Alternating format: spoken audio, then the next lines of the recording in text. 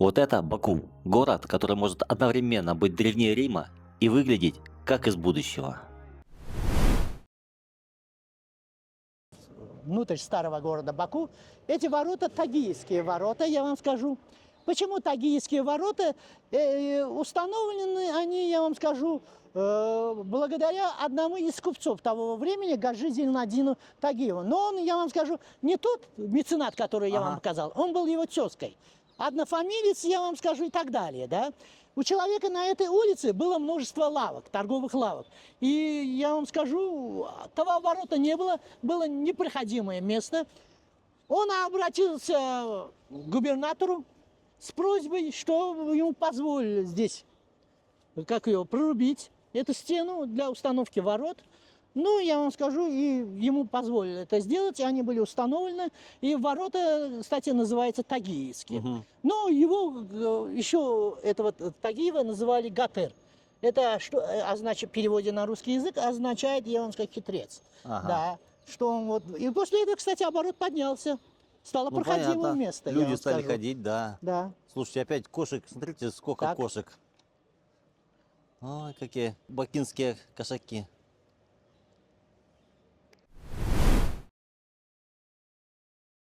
Сергей, идем в сторону уже старого города. И вот, обратите внимание, перед вами две пробоины, да, в стене.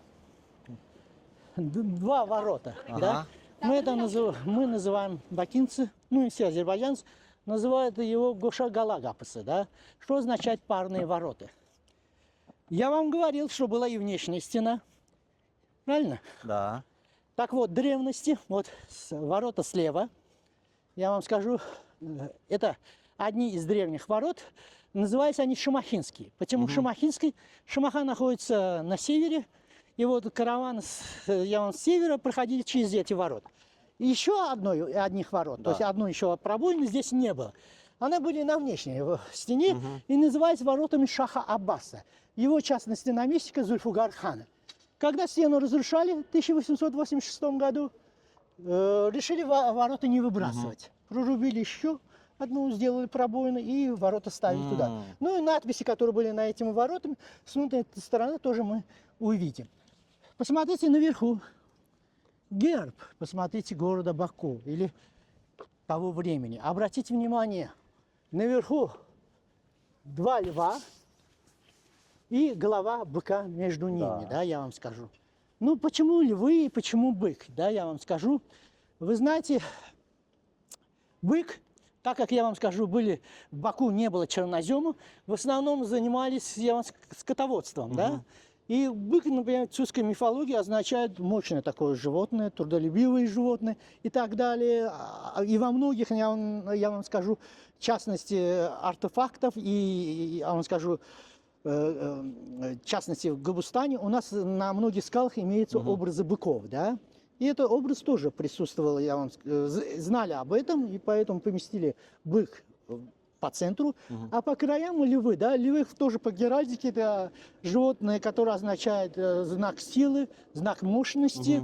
Ну, и я скажу, многие читают этот знак, вот этот символ, да, эмблемой. И Чаришаяр является, два льва являются двумя крепостными стенами, которые, вот внешняя стена, которая была, да, а бык это самый старый город. То есть два льва охраняют старый город, я вам скажу. Или две крепостные стены охраняют старый город. Михаил, а что за надпись над старыми воротами? Да, я вам скажу.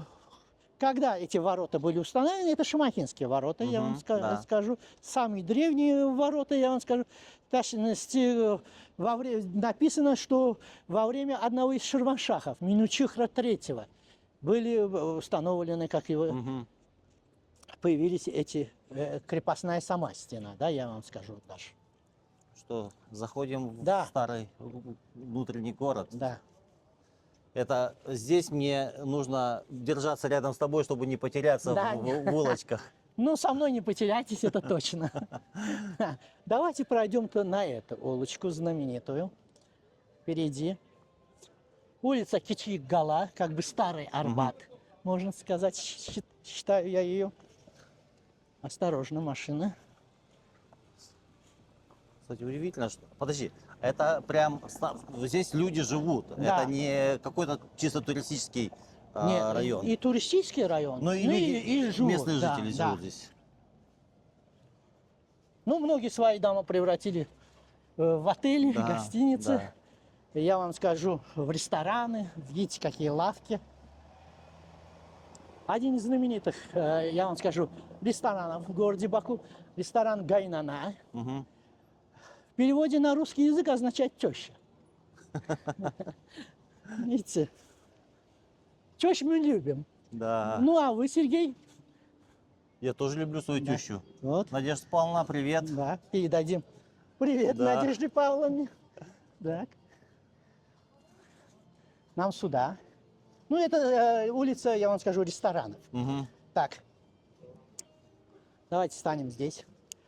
Я нахожусь на улице и хочу вам показать место, где снимался один из эпизодов такого знаменитого советского фильма, как «Бриллиантовая рука». Мгм. Ну, в частности, у нас в городе Баку снимался не только «Бриллиантовая рука», «Человек-амфибия», потом «Тегеран-43». Мгм. Ну, за городом тоже снимались фильмы. «Ночь на Чили», я вам скажу, «Всадник без головы». Даже «Агент 007» с Пиром Бронсоном тоже снимался в городе Баку, около вышек, я вам скажу.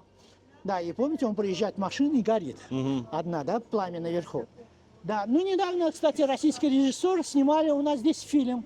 Сейчас он в прокате в России, фильм «Константинополь», я вам скажу. Мгм. И когда снимается, я, кстати, увидел, как это происходит у нас в городе. Ну, сейчас мы подойдем к месту, где стояла женщина, скажем так, с низкой социальной ответственностью в исполнении Виктории Островской. Цыгаль-цыгаль, Да, да. ай-люблю, руса туриста, облика морали. Вот. Давайте подойдем к этому месту, где она стояла. Вот, она стояла здесь. Видите, даже место протерли уже туристы. Обратите внимание. Вот здесь она стояла, привлекала путешественников, чтобы они вошли. Интуристов. Да, вот. Видите, ну она, я вам скажу, Виктория Островская действительно, у меня, можно сказать, попала туда благодаря Леониду Гайдаю, да, режиссеру этого фильма. И попала туда, я вам скажу, без проб. И у Леонида Гайдая часто спрашивали, почему она, да, ведь в то время было много интересных актрис, я вам скажу. Но Леонид Гайдай ответил очень просто. Она была красивая, фигуристая, и, извините меня, добавил, что она была попастая. Поэтому я взял ее в фильм. Но действительно в городе Баку она, я вам скажу, пользуется бешеной популярностью обладала. Почему? Вот после снятия этих эпизодов, когда она гуляла по улочкам старого города, я вам скажу, за ней следует толпа азербайджанских мужчин, я вам скажу. И когда она заходила себе в гостиницу и закрывала ключом, я вам скажу, к ней лезли через балконы. Ну, каждый в городе Баку пытался ее угостить. Вот настолько она была популярна. Но жизнь у нее, кстати, несчастная. 3 раза она была замужем, 3 раза разведена. Ну, я вам скажу, сначала работала после фильма на базе диспетчером, автобазе, потом работала библиотекарем в Москве, ну, а конец жизни работала инструктором уже в Центре кинезотерапии имени Бубновска. Вот так-то. Как пахнет шашлыком. Ну, Восток. Восток. Вот здесь я вам сказал, вот здесь Восток. Вот за стенами Да, был Запад, а да, здесь мы да. на Востоке. Да. Так. Кстати, ребят, посмотрите выпуск из Бухары. Прям, ну, есть определенные сходства вот старого города, конечно, в Баку и с Бухарой. Так, посмотрите, какие узкие улочки у нас. Я вам скажу. И помните в фильме «Бриллиантовая рука»? Да, да, да. Что делает Андрей Миронов? Упал, когда он? Ну, это до этого места мы дойдем. Он бежит по улицам Да, точно, точно. и теряется в них. Теряется. Да? Действительно, можно потеряться в этих улочках, я вам скажу. Действительно, и они узкие. Просто. Ну и специально, почему такие узкими делали улицы? Во-первых, на территории старого города, я вам скажу, в древности не было так много места, чтобы так в ширину застраивать. Ну а во-вторых, для обороноспособности да. города, да? Чтобы враг вот целой толпой так не проникал и, может, даже не находил входа и выхода из этого города. Да? Вот так. Потому что нас преследует кот. Да. Азербайджанский бакинский кот. Да. Их много здесь. О, смотри, а вот это тоже Да, львы, это да. львы. Да. Ну, я вам скажу, Азербайджан, я вам скажу, в частности, Баку, сравнивают, что у бакинцев больше сходства с персидской культурой. Я вам скажу, так как Иран находится. Иран, да. Но если даже посмотреть в эмблемах, то есть в гимнах, гербах, я вам скажу, у персов, у них львы обычно с мечами. А бакинские львы, они без мечей. Вот. Миролюбивые. Да.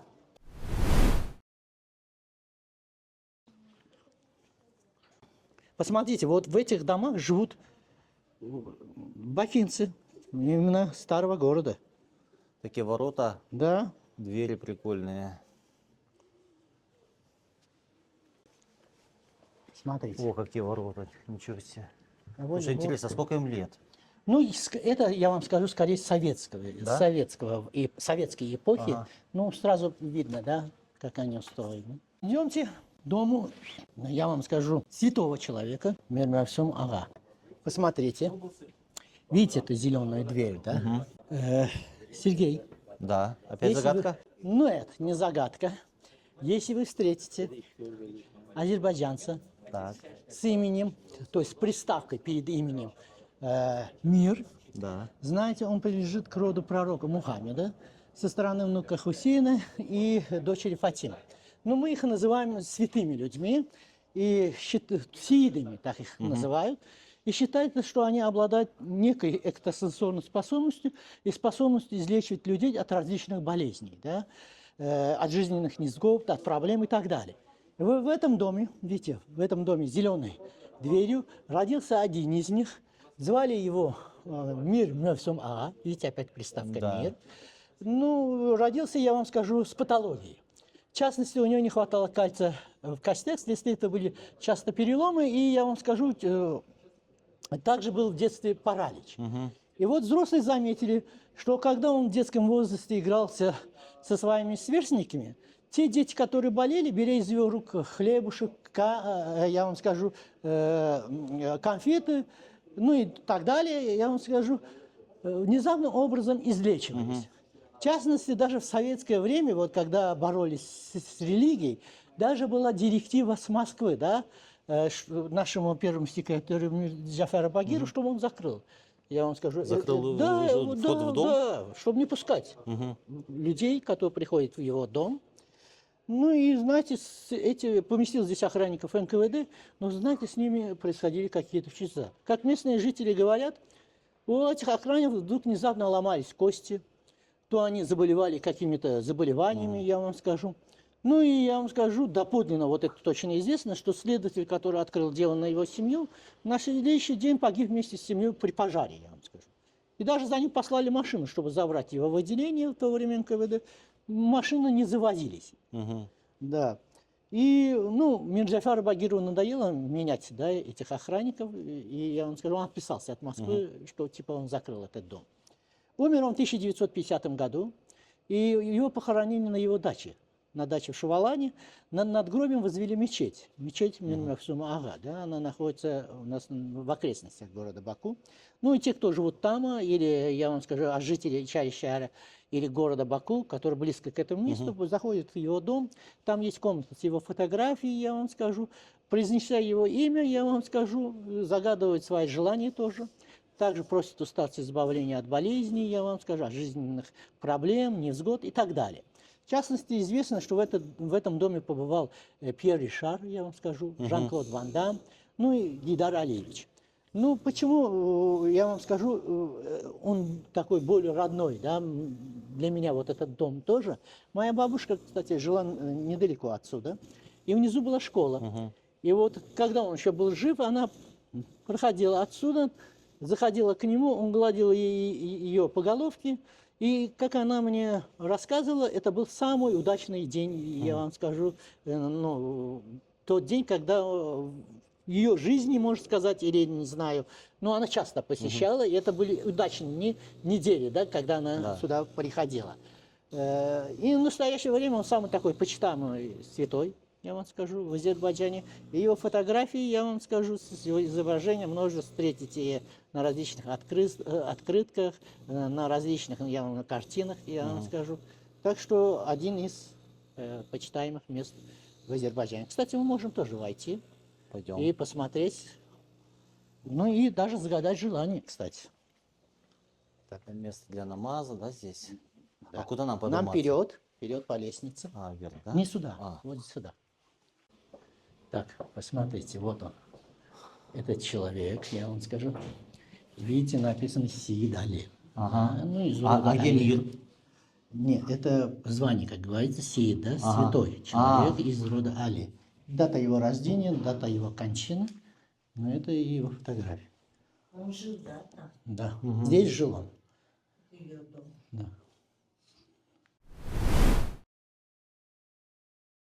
Посмотрите, это здание мы с вами видели, здание Исмаиля. Ага. Видите, со звездочками с той стороны. Да. А вот единственное, посмотрите, если по периметру нашей крепостной стены находится 25 полубашен, то это единственная башня, которая имеется в крепостной стене. Да? Эту башню называют башней Донжон. В переводе с французского языка на русский язык означает оборонительное сооружение. И я вам скажу, в годы, когда Азербайджан был в составе Российской империи, здесь был склад русского гарнизона, то есть хранили оружие. Но впоследствии, и я вам скажу, впоследствии уже в советское время здесь была башня искусств. То есть собирались художники, ремесленники и так далее. Да? В настоящее время центр изобразительного искусства. Но самое примечательное то, что здесь есть, я вам скажу, можно сказать, туннели, да, вот в самой нижней части.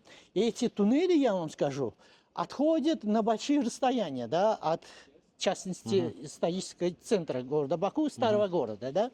И связывают, например, эти туннели, по предположению, с парными воротами, а также с Девичьей башней. Ну, а некоторые предполагают даже с башнями на Обширонском полуострове, Мerdокянской, да, так и далеко? Романской. Да, это где-то 60 километров. Но я вам расскажу случай, который действительно имеет быть, это не придумка моя, как говорится, я не придумал эту историю. Ну, и это рассказал один из, я вам скажу, членов Академии наук, в частности, кафедры истории и этнографии Ибрагимов, да, он. И был случай, я вам скажу, ну, сейчас я вам в летах, я вам скажу, где-то ему 70 лет, он рассказал случай, что когда группа школьников еще в советское время вошли в вот эти туннели, ну, возраст 10-11 лет им было тогда, вошли в туннели, и его, знаете, в Баку их в течение месяца искали. Не могли найти. Вышли они, знаете, на расстоянии 120 километров от Баку. И тогда уже выяснилось, что эти туннели не тянутся не только на 46 километров, они имеют большую протяженность. Ну, впоследствии, кстати, эти туннели закрыли. Конечно, любителей полазить по этим туннелям было много. Вот так. Интересно. Да, получается, они использовали, скорее всего, как эвакуационные, да, если в случае осады города. Да, да. С одной, например, допустим, в Мerdокянской башне сообщили, что враг подступает, да. И они по туннелю могли прям дойти сюда, как говорится. Да. Вот. Так, вы хорошо смотрели фильм «Бриллиантовая рука». Много раз. Так, скажите, Сергей, когда падает Андрей Миронов, то есть вместе, черт побери, Так. на что он падал? На жопу. Ну, понятно, да? А что было в то время? Вот в фильме что показывается? Слушай, ну... Была брусчатка? Ну, по-моему, была брусчатка там. Нет, Не было? брусчатки не было. Если вы хорошо посмотрите фильм, Там асфальт? там был асфальт. И вот в период советской власти каждый строитель унес эту брусчатку себе домой, так как все-таки древняя это была брусчатка. Ну и в советское время здесь постелили асфальт. И в этом фильме хорошо видно. Асфальт, да? Я даже как-то не обращал падают внимания. на асфальт. Ага. Ну а после развала Советского Союза брусчатку вернули вот обратно. Так, перед вами мастерская нашего художника Али Шамси. Ну, человек, можно сказать, азербайджанский Сальвадор Дали, да? Вот и здесь его мастерская, я вам скажу, и его дом, где он вот прекрасно, видите, сцены как оформил, да. В частности, да вот даже, я вам скажу, можете обратить даже внимание, вы не сняли, я вам скажу, образ инопланетяне в центре груди Сердце, глаз. да. Это означает духовный глаз, я вам скажу. Ну и посмотрите на это дерево, да, обратите внимание. Там с каждой Тоже, стороны, да, нарисованы женские лица. Говорят, что до того, как художник нарисовал эти женские лица на этом дереве, это дерево было мертвое. Вот оно так не разрасталось. А когда художник нарисовал эти лица, она стала разрастаться, да? И художник вложил смысл. Какой смысл? Если ухаживать за женщиной, она будет точно так же растать, как если ухаживать за деревом. Красивая история. Да. Ну и видите образ опять льва, тоже образ тотемного животного, я вам скажу. Тоже мощность, сила, храбрость и так далее. Но знаете, я хочу вам рассказать случай со мной. Давай. Да, у меня была, я вам скажу, путешественница Ольга. И она была, я вам скажу, на один день она приехала, я вам скажу. Ну, вечером я заехал за ней, забрал где-то к 8 часам и проводил экскурсию как раз по Ичари-Шайру, по старому городу. И вот, когда мы поднялись сюда, да, ну, мастерская художника была закрыта. Ну, она стояла где-то полчаса, смотрела на эти рисунки. Мы продолжали свой путь после этого, но потом она мне попросила опять вернуться на это место. Мы вернулись, а опять мастерская была закрыта. Ну, и я заинтересовался. Ольга, почему вы возвратились, опять попросили меня возвратиться сюда, да?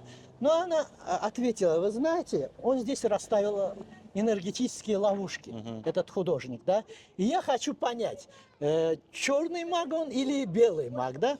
Ну, я, кстати, к таким вещам не так уж серьезно отношусь, но мне она, кстати, показала. Вот видите, отверстие, посмотрите, в самом Во льве, ворте, да. льва, да. Да, и она мне говорит, знаешь, почему он так творит? Я говорю, нет. Вот положительную энергию, исходящую от людей, которые восхищаются, да, его работой, но он не собирается как бы в этой ловушке, и эту энергию он использует для своего творчества, я вам скажу. Но не знаю, правда или нет, не будем обижать нашу путешественницу Ольгу, но художник действительно уникальный, я вам скажу. И в основном многие картины написаны, я вам скажу, нефтью. Я вам скажу, да, многие картины. И в образах его картин это гранат, я вам скажу, горы, я вам скажу, и женщины. Ну, он считает, чтобы узнать вкус граната, ее нужно разломать, да? А чтобы узнать женщину, считает, нужно ее полюбить. Да. Кроме того, горы он сравнивает тоже с женщиной. Горы Альпы он считает вот европейской женщиной, которой нужно обращаться на «вы». Эльбрус считает женщины, которые иногда эпатажны, иногда истеричны, иногда кокетливы. А вот наши горы сравнивают с молодой неопытной девушкой, которая иногда приоткрывает свою вуаль, иногда ее за. Вот, можно сказать, все образы в ее картинах связаны с этими элементами. Наш художник, кстати, здесь, вот он стоит, видите, ему где-то 52 года, видите, черный в кепке, посмотрите. Где? Вот на скамеечке? Вот. Нет, он не сидит, он стоит. Стоит, да. Да.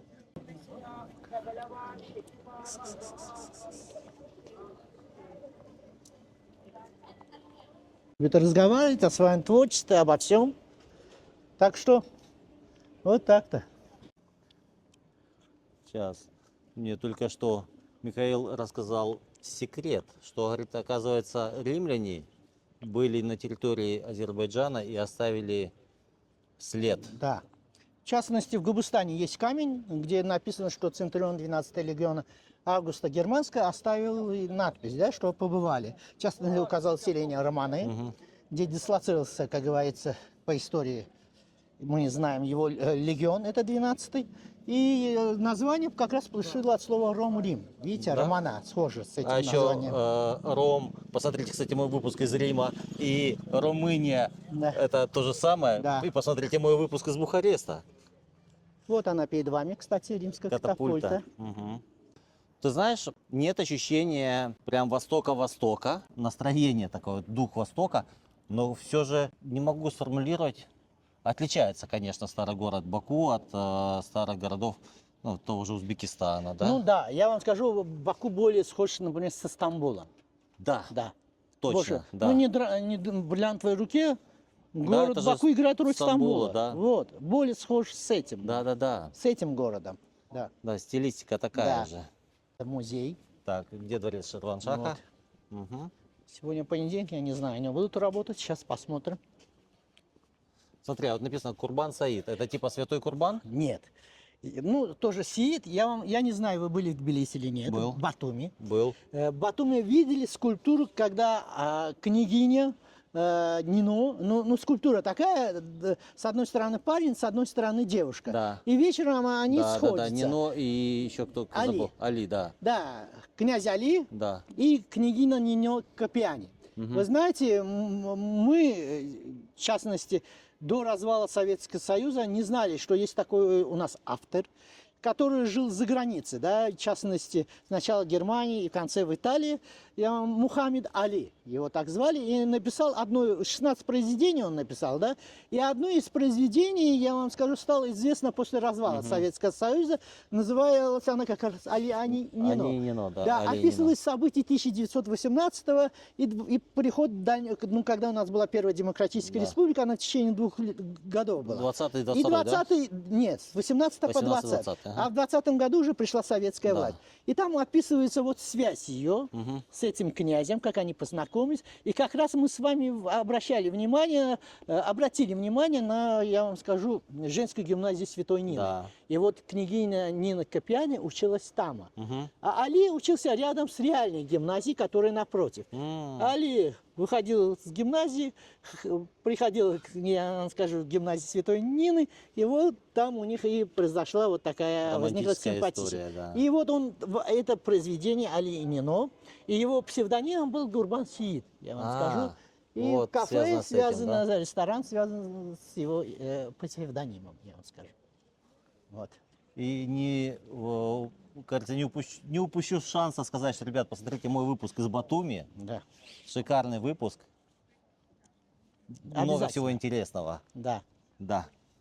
Так, не упустите возможность. Не упустите, да, эту возможность. Так, нам вперед. Дворец Ширваншахов. Можно сказать, жемчужине старого города. Главной, можно сказать, достопримечательности города, старого города Баку и Чарища дворец Ширваншахов. Смотрите, мы сейчас войдем с вами туда. Посмотри, как красиво. Да. Купола старых Да. зданий и современный Баку. В Но облаках. я недавно говорил вам, что Баку это город контрастов. Да. Правильно? Так. Кстати, мы купили билет, сюда вход по билетам. Стоимость одного билета сколько? Ну, для иностранных гостей 15 манат. Мы стоим, посмотрите, перед самым дворцом Ширваншахов. Ну, точной датировки, да, когда построен, например, сам дворец, неизвестно. Ну, состав этого комплекса, вот дворцового комплекса Ширваншахов, ходит сам дворец Ширваншахов, ходит мавзолей придворного ученого Саида Яхьяя Бакуви, потом шахская усыпальница, шахская мечеть с минаретом, а также, я вам скажу, остатки шахских бань.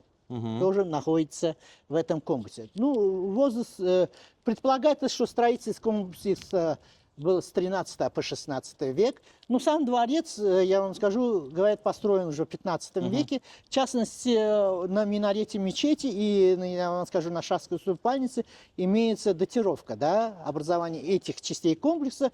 И по ней и датируют, я вам скажу, дату строительства этого дворца. Ну, сам дворец, я вам, состоит из 52 комнат. В частности, на верхнем этаже имеется 25 комнат, на нижнем 27 комнат.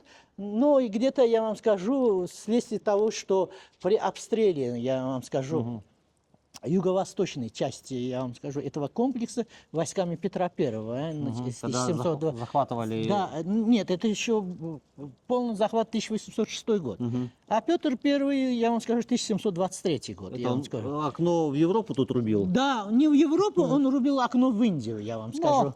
Да, Он же считает, что окно в Европу прорубил. да. В 1723 был обстрел, я вам скажу, города, и были повреждены некоторые части, юго-восточной части. Вследствие этого, я вам скажу, в верхней части остались всего 16 комнат, я вам скажу. Мгм. Вот так. Давайте зайдем внутрь. Так. Ступеньки высокие. Да. Шире шагать надо. Да. Посмотрите. Вот здесь представлена, посмотрите, генеалогия вот, Ширваншахов, да, посмотрите схему, их полная ну и показана, я вам скажу, границы этого государства как раз. Обратите внимание. Ну и сюда, если мы посмотрим, нижней части, ну сейчас представлена инсталляция, да, в нижней части в основном было для прислуги. Обратите внимание, и ширваншахи могли видеть отсюда, чем занимаются да, их слуги, я вам скажу. Ну и сделали, видите, такую прекрасную инсталляцию, чтобы наглядно могли иметь представление, как был устроен сам комплекс.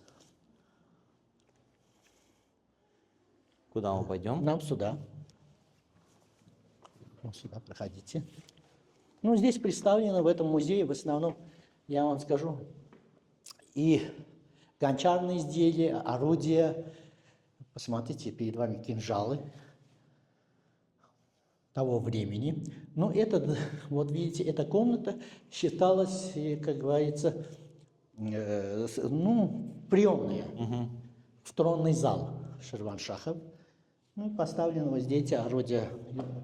Тронная это вот сюда, да? Сейчас мы переходим в тронный зал. Обратите внимание, представлены здесь, кстати, шамахинские ковры. А это инсталляция, видите, самого трона, на котором сидели ширваншахи. Ну и, посмотрите, бытовая, да, посуда, используемая ширваншахами. Обратите внимание. На из меди сделана, получается? Да, многие из меди. Вот это на серебро похоже что-то. Это автофа, я не знаю, как сказать на русском. В уборной использовалась, но у нас не используют, извините меня, туалетная бумага, а используют воду. Да? И этот сосуд для этого, я вам скажу.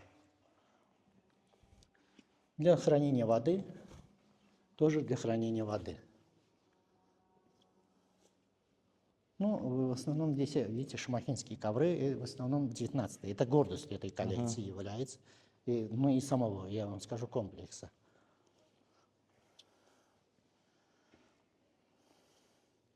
Да, 20 век. Да. Так.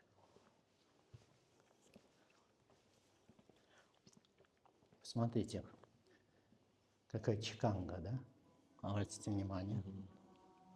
Я как-то в Бухаре у мастера-чеканщика спрашивал, сколько работал. Он говорит, может, месяцами Да. надо... У нас тоже есть такие чеканщики, и месяцами вот, производят такие изделия. Ну, а как посмотрите, инсталляция, да, быта дворца Ширваншахов. Обратите внимание. Ну и самое интересное, вот посмотрите, это картина, да. Представляете, Девичья башня, и море подходит к нему. Это море ушло так далеко отсюда? Да. И оно мелеет, кстати, с каждым годом. Ну а в древности, видите, причал, и он как раз и рядом с Девичьей башней. И море подходит как раз А сколько к этой. отсюда сейчас до берега моря? Так, Ну, порядка километра, наверное? ну да, не больше, не больше. Но если с Девичьей башни считать, то 1,50 м. Даже, нет, где-то 100 метров до моря, где-то будет. Вот настолько она отошла. Ну, здесь тоже представлены те же предметы, которые мы, кстати, видели. А здесь, посмотрите, женские украшения, да? того времени, которые использовали женщины.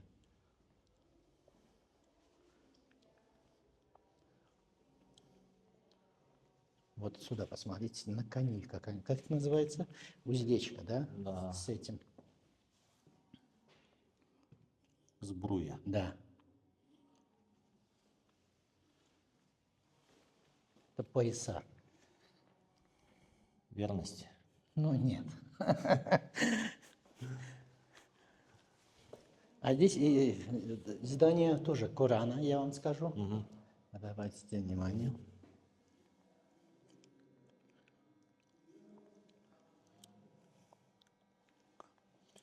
Пенал для, Да. это, Да. для карандаша, точнее не карандаша, как они назывались?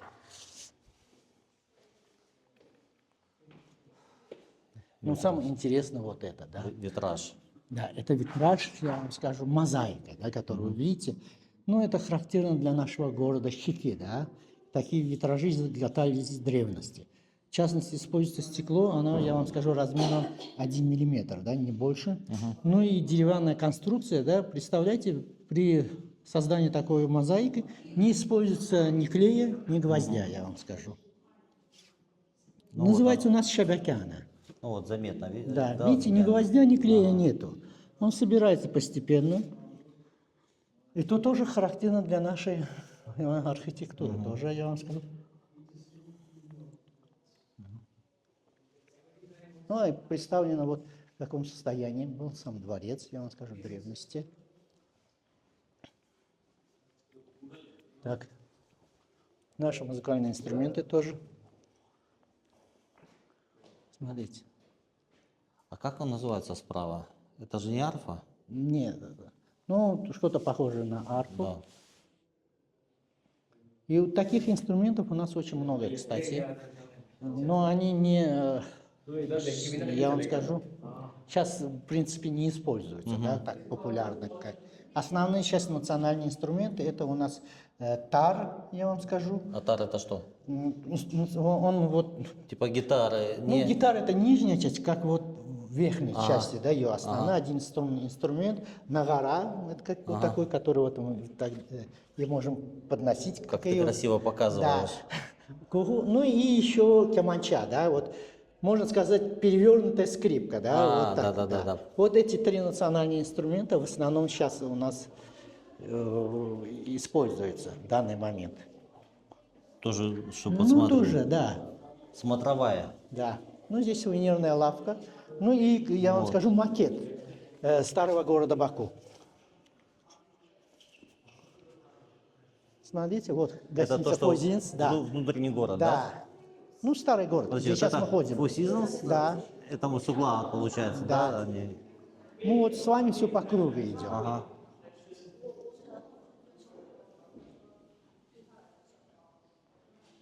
А вот девичья башня. Кстати, мы до нее дойдем, да, скоро. А где мы сейчас с тобой находимся? Дворец Ширваншахов. Так. Арда их без... burada. Ага, в центре, да? Да. Что это за часть? Это диван хане. Ну, слово диван, что-то вам- Ковер. Нет, ковер это В польском- халча. В польском диван это ковер. Ну, не в пользу, но это означает суд, от слова суд. Ага. И здесь я вам скажу, как считают многие ученые, судопроизводство велось в этом вот таком красивом здании. Давайте снимите с этой стороны. Посмотрите, какую форму он имеет. Посмотрите. Восьмиугольная такая ротонда с центром в верхней части, где имеется небольшой колодец, я вам скажу. Да.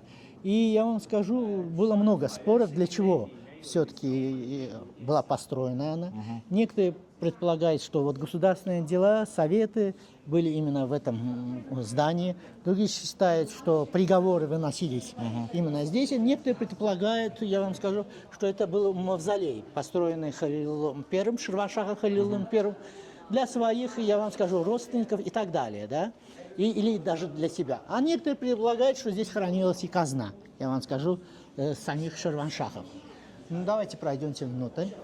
Слушай, мне больше кажется, версия про мавзолей, она прям более Почему? правдива. Вы правы, я тоже согласен с этой Ну, потому что версией. я когда был в Самарканде, ну, в Узбекистане, там очень много таких как бы сооружений использовались как мавзолеи. Да, я тоже с этим согласен, и многие ученые говорят, что это действительно мавзолей, предполагают, да, что это мавзолей, я согласен с этой версией. Вот видите, наверху арабской вязи, да, и написано, что Аллах вот, обращается к обителям мира и ведет того, кого хочет, по прямому пути. Это обитель рая, в нем покоится вечно. Но это означает, логично, что, да, что здесь, это да. мавзолей. Ну и под низом, да, находится тоже такая комната, вроде такого склепа, я вам скажу, повторяющая форму вот верхнего этажа, на котором мы сейчас стоим. И я более согласен с этой версией, я вам скажу. Так. Ну, еще, знаете,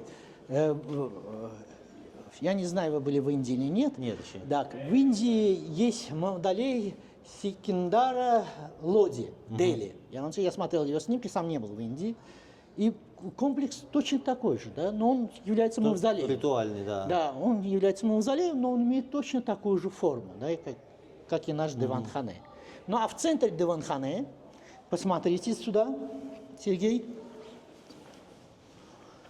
имеется вот углубление, да, такой колодец, я вам скажу. И предполагает, для чего он служил. Ну, так как я вам сказал, что некоторые, что дела судопроизводства или судьи выносили приговор именно здесь, когда выносился приговор какому-то человеку, приговор смерти, да, отрубали голову и сбрасывали в этот колодец, да. Другие предполагают, что внизу есть еще точно такие же колодцы, да, и если, например, мать, вот грудница, да, теряла свое молоко, то выпив воду из этого колодца, у нее оно появлялось, я вам скажу. И есть и такие версии. Ну, а некоторые, как я вам говорил, считают, что это была здесь прятался казна. Нет, казна, ну или усыпальница в дальнейшем, да. Вот.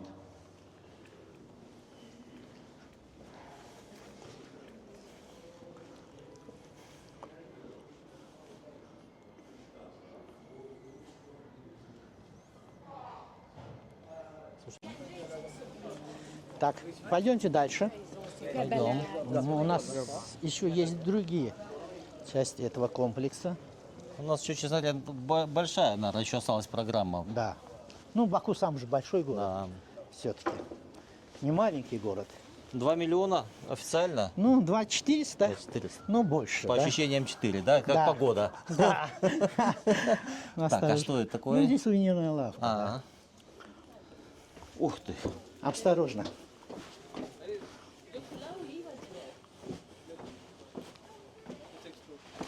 Подождите, Сергей. Жду. Давайте спросим у наших подписчиков, то Давайте. есть подписчиков вашего канала, кто вот снимался здесь, именно около этой лестницы. В каком фильме показана вот эта лестница? Ответ вы узнаете в конце выпуска.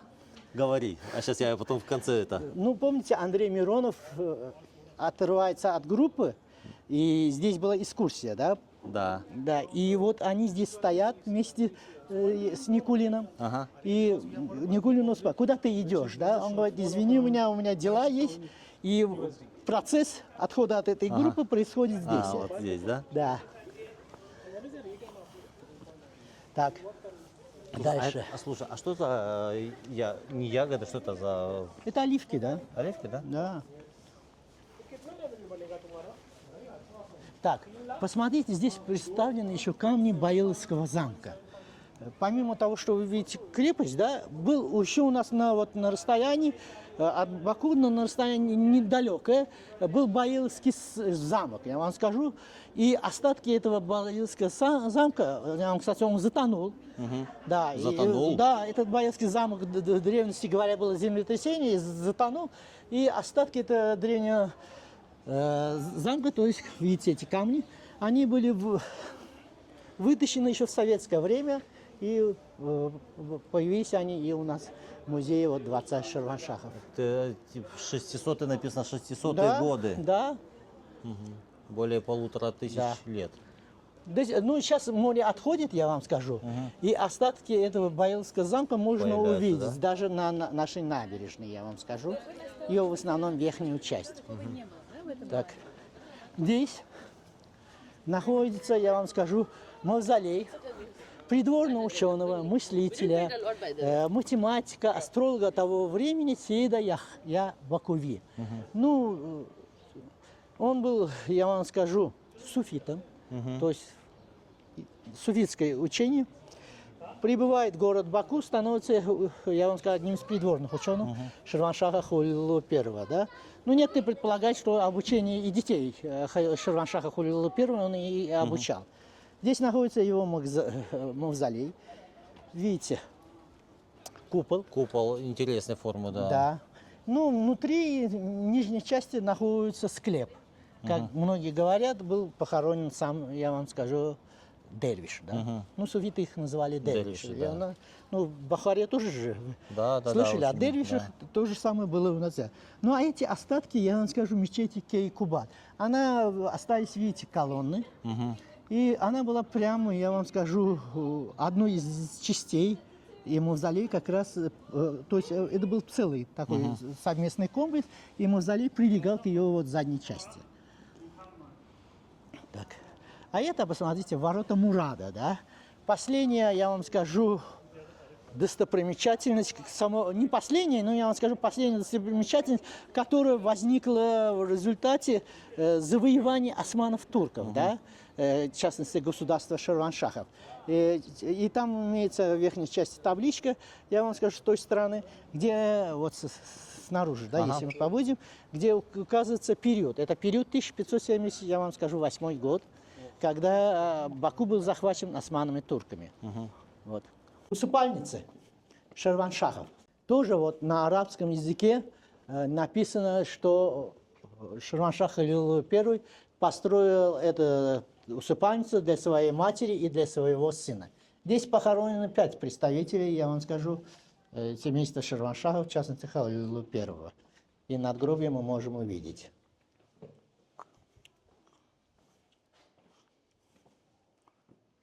Получается, детские, да, надгробия? Да, 3 сына его жена, жена, то есть его сына, потом его мать Бике ханым. Но вот видите, я вам сказал, как его 5, а еще да. вот самое еще длинное, я вам скажу, говорят, сам Ширваншах, остатки Ширваншаха Халила I тоже здесь найдены, и одна из таких вот длинных надгробий является его надгробие, я вам скажу.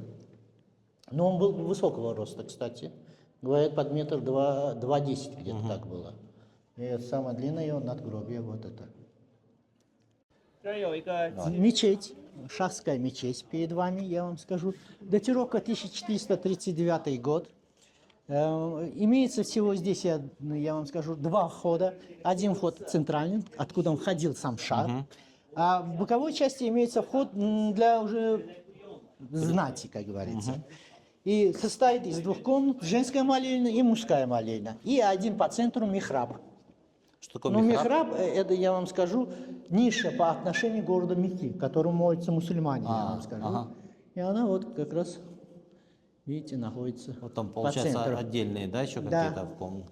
Вот здесь отдельная комната, посмотрите, женские, здесь тоже можно помолиться. Вот. Ниша, по отношению к которому вот молились мусульмане.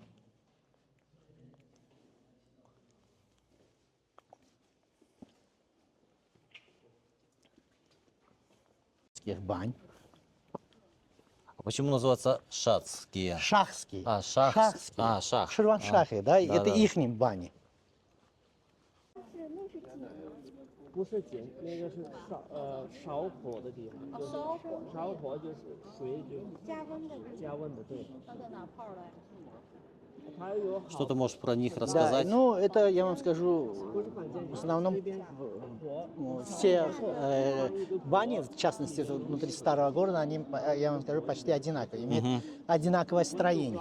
Да, и, ну, я вам скажу, в советское время здесь были все раскопки, и они были обнаружены, эти остатки этих бань. Даже, я вам скажу, стены этой бани, да, и внешняя отделка производилась при помощи глазированной керамики голубого цвета. Да, ну и имелись, я вам скажу, хранища, водохранища Овда, которое находится за стенами сейчас старого города. Ну и эта баня, как и другие бани внутри старого города, основная часть всегда находилась под землей. А сверху были купола, я вам скажу. И так поддерживалось, я вам скажу, ну, зимой было тепло, а весной было холодно. Ну и вода подавалась по керамическим трубам, которые были и в самой стенке бани, я вам скажу, ну и, как говорится, и в полу самой бани. Ну, видите, здесь остатки, конечно, многие стены, видите, реставрированы, да? Да. Да, ну, видите, прослеживается новый камень. Вот это из кувшин? Да, Сергей. Разноцветная? Да. Но это разве кувшины? Слушай, ну это похоже на кувшин, который один тарелочка, сверху кувшин, и потом опять кувшин. Нет, это не тарелочка. А что Это это? наши азербайджанские стаканы. Армуды. Пили же вы чай? В Турции пили чай? Да. В каких стаканах? Нам не подавали? Нет, в таких не Так, подавали. это армуды стаканы, я вам скажу. Ну, мы с турками спорим, да, все-таки, кто придумал эти стаканы. Они называют это бардак, а мы называем армуды. От слова груша, грушевидные стаканы, я вам скажу. Да, и видите, их 7. Тоже, я вам скажу, современная инсталляция на Олег I из произведения Низами Ганджиева «7 красавиц». Ну и благодаря своему строению эти стаканы, чай, налитый в эти стаканы, сохраняется оптимальная температура. Нижняя часть делают из толстого стекла, а верхнюю часть делают из тонкого стекла. И благодаря своим изгибам сохраняется эта температура. Слушай, ну а что между ними вот это? Это блюдце. Ну вот, Вот, ну мы если- ставим на блюдце эти Так я тебе стаканы. сказал, стакан, Да, но это же не блюд- кувшины, вы же сказали я кувшины. кувшин сказал, точно. Да, и я вам, вот видите, это изогнутость, да? Да. Мы называем это талией женщины, да? Кстати, где азербайджанский мужчина так долго сможет держать за талию женщины, чем с помощью этого стакана, да? Ну, есть, я вам скажу, легенда об образовании этих чашек. И согласно этой легенде, у Шаха было множество жен, и одна из жен ему не изменяла, да? Но Шах об этом не догадался, знал тайный советник. И вот тайный советник докладывает это Шаху в тот момент, когда он пил чай из плоской чашки. Вот он со злостью ее сжимает, и возникает вот такая фигура. Но вы знаете, элементы чайных стаканов, да, самый это грушевидный стакан, армуды, играют большую роль в наших традициях. В частности, у нас принимает и встречает гостей чаем, налитым в эти стаканы. А также, я вам скажу, играет большую роль в элементах сватовства. Когда семья жениха идет в дом к семье невесты сватать, эту невесту, и если к столу подают чай, налитым в эти стаканы не подслащенным, это значит вежливый отказ. А если постоянно, ну, тогда добро пожаловать в семью. Видите?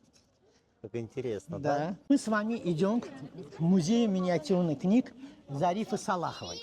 Ну, музей в 2002 году возник, где-то 23 года это музей, и основатель этого музея является Зарифа Салахова. Ей сейчас 92 года. И эту коллекцию она собирала в течение 42 лет, я вам скажу. В частности, 8800 произведений в ее коллекции. У этого музея еще имеется и 2, я вам скажу, филиала, которые находятся в других наших городах. Но я могу сказать вам, что это знаменитый музей. В частности, таких музеев в мире нету. Музей миниатюрных книг. И 2913 изданий из ее коллекции вошли в книгу рекордов Гиннесса. Я вам скажу, ну, к сожалению, сейчас понедельник, и мы не можем зайти и рассмотреть эту коллекцию. Музей, кстати, совершенно бесплатный. Ну и самая маленькая книга в мире, можно сказать, находится в ее коллекции. Размер книги 0,74 мм на 0,75 мм. В виде точки. 16 иллюстраций в этой книге. Издательство Топман, Япония, я вам скажу. Также есть и у нее, я вам скажу, издания русских писателей и поэтов. В частности, прижизненные издания Евгения Онегина есть у нее. А также я вам скажу «Капитанская дочка» 1900 года, Тамань Ашик-Гариб Лермонтова 1892-1894 года, самая маленькая книга о Ленине, полное, я вам скажу, издание произведений Шекспира, у нее есть целая коллекция, а также есть Тургенев на английском языке, такое его произведение, как «Муму». Тоже в нем представить. Книга «Ракушка», книга «Катушка», ну и всякое, много чего можно найти интересно в ее коллекции, я вам скажу. Офигеть. Так, будет свободен день, Сергей. Все-таки советую вам посетить, и вы увидите. Если Зариф Хамовым, кстати, часто бывает здесь, и если вы встретите, вы тоже получите большое наслаждение от беседы с этим человеком, кстати. Перед нами наша скульптура нашего поэта Али-ага Вахида. Сейчас мы, если посмотрите, сама композиция сделана в виде дерева, да, посмотрите, корни дерева – это плечи человека, да, ствол дерева – это шея, волосы и ветви деревьев. И многие герои из его газели отражены вот на голове самого поэта. Посмотрите, от смерти еще никто не убегал, Сергей. Да, И мужчины несут, видите, гроб, да. Женщины оплакивают умершего. Но все же, как бы ни сильна была смерть, жизнь все-таки в любом случае продолжается. И посмотрите, девичник, любовь парня и девушки. Видите, как бы готова ответ Али-ага Вахида, Есенин, о чем может писать поэт на Востоке? О жизни, о смерти и о любви. Сам Али-ага Вахид себя считал светским человеком. И посмотрите, здесь изображены два сословия.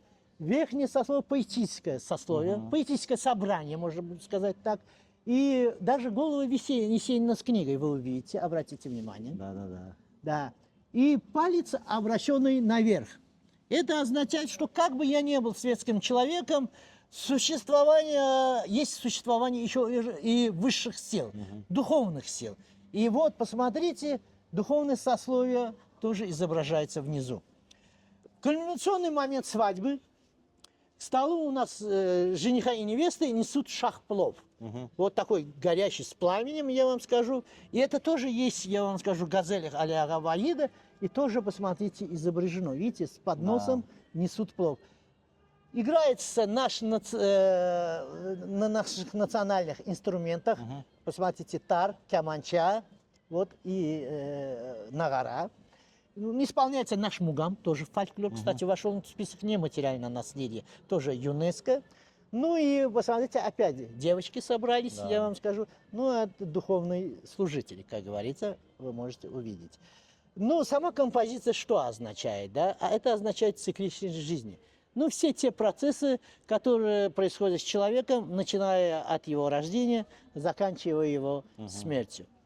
Знаете, я часто искал все-таки стихотворение Али-ага Вахида в переводе на русский язык. Я вам скажу, куда я только не сходил, где в интернете я не покопался, ну, не мог найти. Давай на азербайджанском. Нет, на азербайджанском я вам перевод на русский язык скажу. В частности, одна писательница, переводчица Лидия Тасальская, все-таки одну его газель смогла перевести. Называется «Газель о любви». Я вам скажу несколько строчек из этого произведения. Да? «Красавица, яви свой лик, чтоб роза устыдилась. Мгновение зависть мы только о пламя опалилась. Довольно, сколько взоров хмельных смятения породил, ты взглядом не плени меня, а дай мне собраться сил. Не рассказать тебе, что сердце я таю, и друга предана нет, чтоб понял грусть мою. Твердят, что существует рай, но мало кто им верит. Открой свой лик, прекрасней роз, что мир лишить сомнений. От отчужденности твоей настал конец, умру. О, лишь бы локоны твои велись в моем миру. Чем сердце бедное обидело тебя, ты не даешь ему биться спокойствия ни дня. Не говори, Вахид любви от радости страдал. Найдется среди влюбленных, кто в любви не пострадал. Вот такой был Вахид, а Сергей Есенин пишет. Я спросил, как-то у меняло, что меняет пол тумана по рублю. Как сказать для прекрасной Лалы? по-персидски нежно я люблю. Я спросил, как ты уменяла, ниже ветра, тише венский струй. Как сказать для прекрасной Лалы? Как сказать, что она моя? Ну, знаете, в 1925 году Есенин последний раз был в Баку. И, можно сказать, написал такое пророческое стихотворение, да, называется «Прощай, Баку». «Прощай, Баку, тебя я не увижу, теперь в душе печаль, тебе в глазах испуг, и сердце под рукой все больнее ближе, и чувствую сильнее простое слово «друг». Прощай, Баку, Синтюская прощает, хладеет кровь, ослабевает силы, но донесу как счастье до могилы и волны Каспия, и Балаханский май». И знаете, через 7 месяцев, в декабре этого же года, Сергея Есенина находят повешенным в гостинице «Ангельтер». Никто не обратил внимания на его вот это последнее пророческое стихотворение о себе. Да, Вот. на его состояние. Да. Ребят, Мус-кафе единственный, как говорит Михаил, ресторан, где имеется 136 видов варенья. Ресторан Чайхана, можно Да, так сказать. Чайхана. В старом городе. Многие спрашивают, что эти два знака вот внизу, это мечи или нет, да? Я говорю, это не имеет отношения к мечам, это солнце и луна. То есть днем и ночью львы охраняют покой жителей города Баку. Да. Обрати внимание Да. на эти балконы. Обратил. Видишь, деревянные. Да. А почему? Это периода, я вам скажу, нефтяного бума, да, это уже, 18 век. Почему в то время делали деревянные балконы? Могли из железобетона тоже сделать. Тогда же забрали. видимо, Вы знаете ответ на этот вопрос. очень жарко и дерево не В Бухаре нагревается. вам сказали ответ на этот вопрос. Я смотрел ваш выпуск. Ты меня словил. Ну, наверное, то, что дерево это дорого было тогда. Да.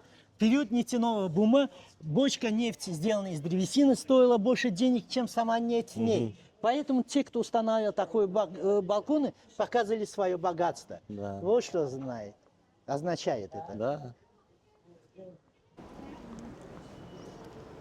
Идем по кварталу, можно сказать, банщиков, да? И внутри старого города где-то 15-17 кварталов, да? И каждый квартал назывался по роду деятельности этих людей, я вам скажу. Сейчас впереди мы увидим одну из старинных города Баку. Ей где-то 325 лет. Настоящий тюркский хамам, как говорится. Ну и спецификой этого хамама является его, я вам скажу, особенностью этого хамама является его дымоход. Мне тоже он, кстати, очень нравится, и мы сейчас ее увидим впереди. Так. Ну, баня называется, кстати, баней Ага Микаэла. Уроженец города Шамахи, приехал в Баку, основал здесь этот хамам. Годы с советским властью он не работал. В наше время его отреставрировали. Это действующая баня, я вам скажу. Вот слева сейчас? Нет, вот. Сейчас впереди мы подходим. Понедельник, пятница, женские дни, остальные мужские.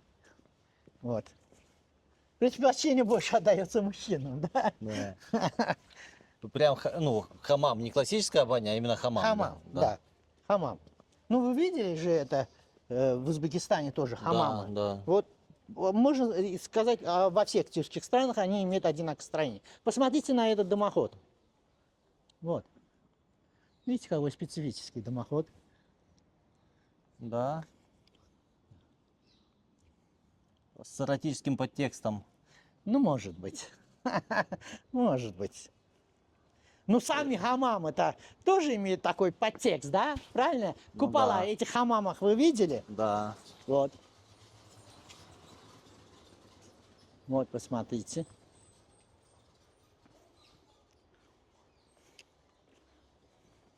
Сегодня Да. какой день? Сегодня что у нас? У вас понедельник? Жалко, могли бы войти. Женский. Женский день сегодня. Оплата картой. Все Да. по-современному. Ну, одна из самых популярных бань среди путешественников. Кстати, здесь всегда можно заказать заранее и прийти. Но самое интересное, вот опять мы движемся вдоль нашей стены. Вот это что за отверстие? А сюда выбрасывают что-то. Мусорка? Ну, ну, в отличие от Европы, которая в древности славилась, да, несоблюдением гигиенических норм, я вам А скажу. что, серьезно, это мусорка? Нет, это не мусорка. Она отвесила здесь, прям выходит на внешнюю стену. Вот подсказка вам. Выливали воду сюда. Нет, поджигали нефть и выливали, чтобы не могли забраться. А, ну для оборонительных Да, целей. да. А, я думал, это связано что-то с Нет, хамамом. Нет. Вот. С вами подходим к знаменитой улице. Черт побери. Посмотрите, толпы опять туристов. Нам тоже придется занять очередь, я как думаю. Слушай, ну казалось бы, кино. Да. Да, а место стало культовым. Ну да. Ну, кто не знает этот фильм, да? Да. И многие люди в Советском Союзе, и даже сейчас смотрят, каждый год, кстати, у нас он показывает, Мгм. показывают этот фильм, и до сих пор популярен. Вот представляете? Да. Есть даже там сидели два контрабандиста, Григорий Шпигель и Леонид Каневский. Обратите внимание. Давайте вас фотографирую. Ну, здесь находится, кстати, кафе. Кафе «Бриллиантовая рука». И там находятся манекены, исполнителей главных ролях этого фильма. Подожди, ну вот на картинке он же на брусчатке. Это не брусчатка, это асфальт. А, Это асфальт. мгм. Как я показал. Молодой человек. Положите телефон, в то время телефона не было. Вот сюда. Так, почему же все-таки Леонид Гайдай снял это здесь, да, в городе Баку? Почему? Ну, знаете, есть две причины. Две причины. Обстоятельства, из которых Леонид Гайдай сделал вывод, что это Баку надо снять. Ну, кто-то ему подсказал, что до него сняли здесь фильм «Человек-амфибия» 1961 года.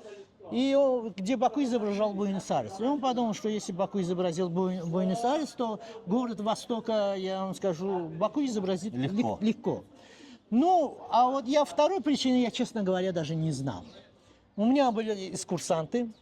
В частности, одна из них знала саму дочку Нины Павловны Гребешковой, да, жены, я вам скажу, Леонида Гайдая.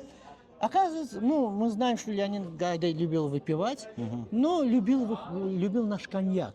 Азербайджанский коньяк в то время выпускался пятизвездочный Гёй-Гёль, я вам скажу. И вот она сообщила этой моей экскурсантке, и она мне сообщила тоже об этом. Ну, можно сказать, совместил приятное с полезным, как говорится. Ну и в этом фильме, я вам скажу, знаете, Никулин не падал. Ну, показывают, да, ему как накладывают. Да, да. Но вот на этом месте он не падал. У него был радикулит, и после третьей попытки он отказался падать. Тогда Леонид Гайдай подозвал себе Каневского, одел на него туфли, я вам скажу, и брюки, и в фильме показывают только ноги. Ну и порой, черт побери, тоже возник благодаря азербайджанцам, я вам скажу. Когда снимались эпизоды этого фильма, вокруг собиралась толпа местных жителей, да, азербайджанцев, которые в то время, кстати, не так хорошо знали русский язык, знали один-два слова. И вот, когда Миронов падает, они ударяют своей рукой об колено и как бы, я вам с сожалением говорят, ай, черт побери. Ну, Леонид Гайдай это запоминает и берет по ролям свой фильм. Вот некоторые, я вам скажу, сведения, некоторые факты из этого фильма. Ну, кстати, Никулин тоже любил выпивать. Но в отличие, например, от Гайдая, он пил водку. Тоже здесь устраивал посиделки, я вам скажу, со своими азербайджанскими друзьями. Ну и еще я вам хочу сказать, что прекрасно играл в нарды. И как говорят местные жители, в Баку он ни один раз не проиграл. Это тоже есть. Да, вот так-то. Подошли опять еще к одним баням города Баку. Посмотрите, это баня 18 века. Принадлежала одному из купцов того времени, Касумбеку. Но эта баня ничем не отличается от других по своему строению, других бань, которые имеются, я вам скажу, в старом городе. То же самое, основная часть находилась под землей, наверху были купола, вы видите отверстия. Через эти отверстия, Да. Выходит да, не пар, свет проникал А, внутрь свет? помещения, да. Ну, через эти отверстия свет проникал. в эти Подожди, в самом помещения. верху вот эти маленькие Да, купола и такие. видите, по бокам тоже, обратите Мгм. внимание. Да. И внутри бани было два водоема холодной, горячей водой. Вестибюль, раздевальня, купальная, как говорится, и мыльные отделы, ну и отдельные кабинеты были для одиночного купания, хальвити, да, они назывались. И, как говорится, под водоемом с горячей водой была и стопка, которая нагревала воду, а вода подавалась по керамическим трубам, и в полу, и в самой стенках этой бани существовали эти трубы, да. Ну, это классическая, просто как Это бы... классика. да. То есть везде, в любой тюркской стране, строение бань, вы как и то же самое. Ну, может отличаться, например, водоем может быть другой формы, круглый, Ага. восьмигранный, шестигранный, ну и так далее, да? Слушай, ну вот сейчас перебьем. Да. В Тбилиси есть бани, Да. а они прямо на источниках. Это северные бани. Северные бани, да. Это не тюркские А тут, хамамы. тут А это обычно, да. настоящий тюркский хамам. Мгм, И в Турции, и даже в Узбекистане, я вам Мгм, скажу, да. вы такие хамамы увидите, да? Ну, эту баню еще называли сладкой баней Гасумбека. Почему сладкой баней Гасумбека? В чай сюда подавались сладости, я Мгм. вам скажу. Ну, и были и мужские, и женские дни, как и сейчас, вот в этой бане. Совместных не было? Нет, совместно у нас не разрешалось. Ну, у нас еще, кстати, не разрешалось и купаться и голым, да. Ага. Всегда была Всегда накидка, одеты, да. да, как говорится. Ну, были женские и мужские дни, и как-то вот в то время, я вам скажу, не все имели образование, не все могли читать и писать, но как-то определяли, вот сегодня мужской день, а завтра женский Мгм. день. Как это делали, как вы думаете? Как это делали? Ну, это как у нас, четный, нечетный месяц, по Ну, вы косточкам думаете, пальцев? каждый могли считать, как могли считать? Чет, подожди. Нет. Это же мужской женский день. Бля. Ну, Я по-моему, сдаюсь. легкий вопрос. Вообще не легкий. Да? Да. Ну, я думаю, очень легкий. Когда был мужской день, ставили папаху перед дверью, а когда был женский день, вывешивали наш национальный платок, да, в основном килогаи. Но для этого нужно было подойти к бане. Ну да, можно было подойти, ну, и посмотреть, А да. если ты где-то живешь, ну город же маленький был, Да. ты хочешь помыться, подошел, Да. сегодня наш Да, день. да. Логично, Ну, да. я вам скажу, женщины часто ходили в баню. Мгм. Можно сказать, в основным развлечением женщин того периода было поход в баню. Ну, все самое красивое, я вам скажу, они надевали при походе в баню, чтобы перед своими подругами Мгм. показать, да, Да. то, что имеет, как говорится, ну, можно сказать, понтоваться, да. Мгм. Ну, и еще для чего ходили, чтобы сплетничать. И второе, и третье, я вам скажу, будущие свекрови выбирали себе невест в этих банях, носили паранжу. Парень не мог определить, как выглядит девушка, обращаться к матери. Мать приходила в баню, Хитро. выбирала себе невесту, как говорится. Ну, я думаю, мама плохой не пожелает, да, как Ну да. говорится. И вот такой процесс, я вам скажу, проходил в этих банях, я вам скажу. Прикольно. Да? Нам сюда. Так. А это Four Seasons получается, да? Да. с той стороны? Ну все, идем с вами по кругу. Ага. Нам Так сюда. мы сейчас Нам сюда. сюда и вот так вот мы обойдем Да. и выйдем к машине опять, да? К Нет, фонтану. еще нет. Мы еще к Девичьей башне не подошли. Ну я образно говоря, вот так вот мы как Да. бы... Так. А посмотрите наверх. Вот. Что за ящик, как вы думаете? Ну сейчас, наверное, там кондиционер бы стоял. Правильно, правильно, Сергей. Бакинский кондиционерный завод. Завод кондиционеров, известный в Советском Союзе. Как говорится, и представляете, такие ящики доделали в Баку именно вот для задней части кондиционера, как Мгм. говорится. Он выходил прямо с окна наружу же. Да-да, он И его- здоровенный. Да. Вот, смотрите. Так. Нам дальше.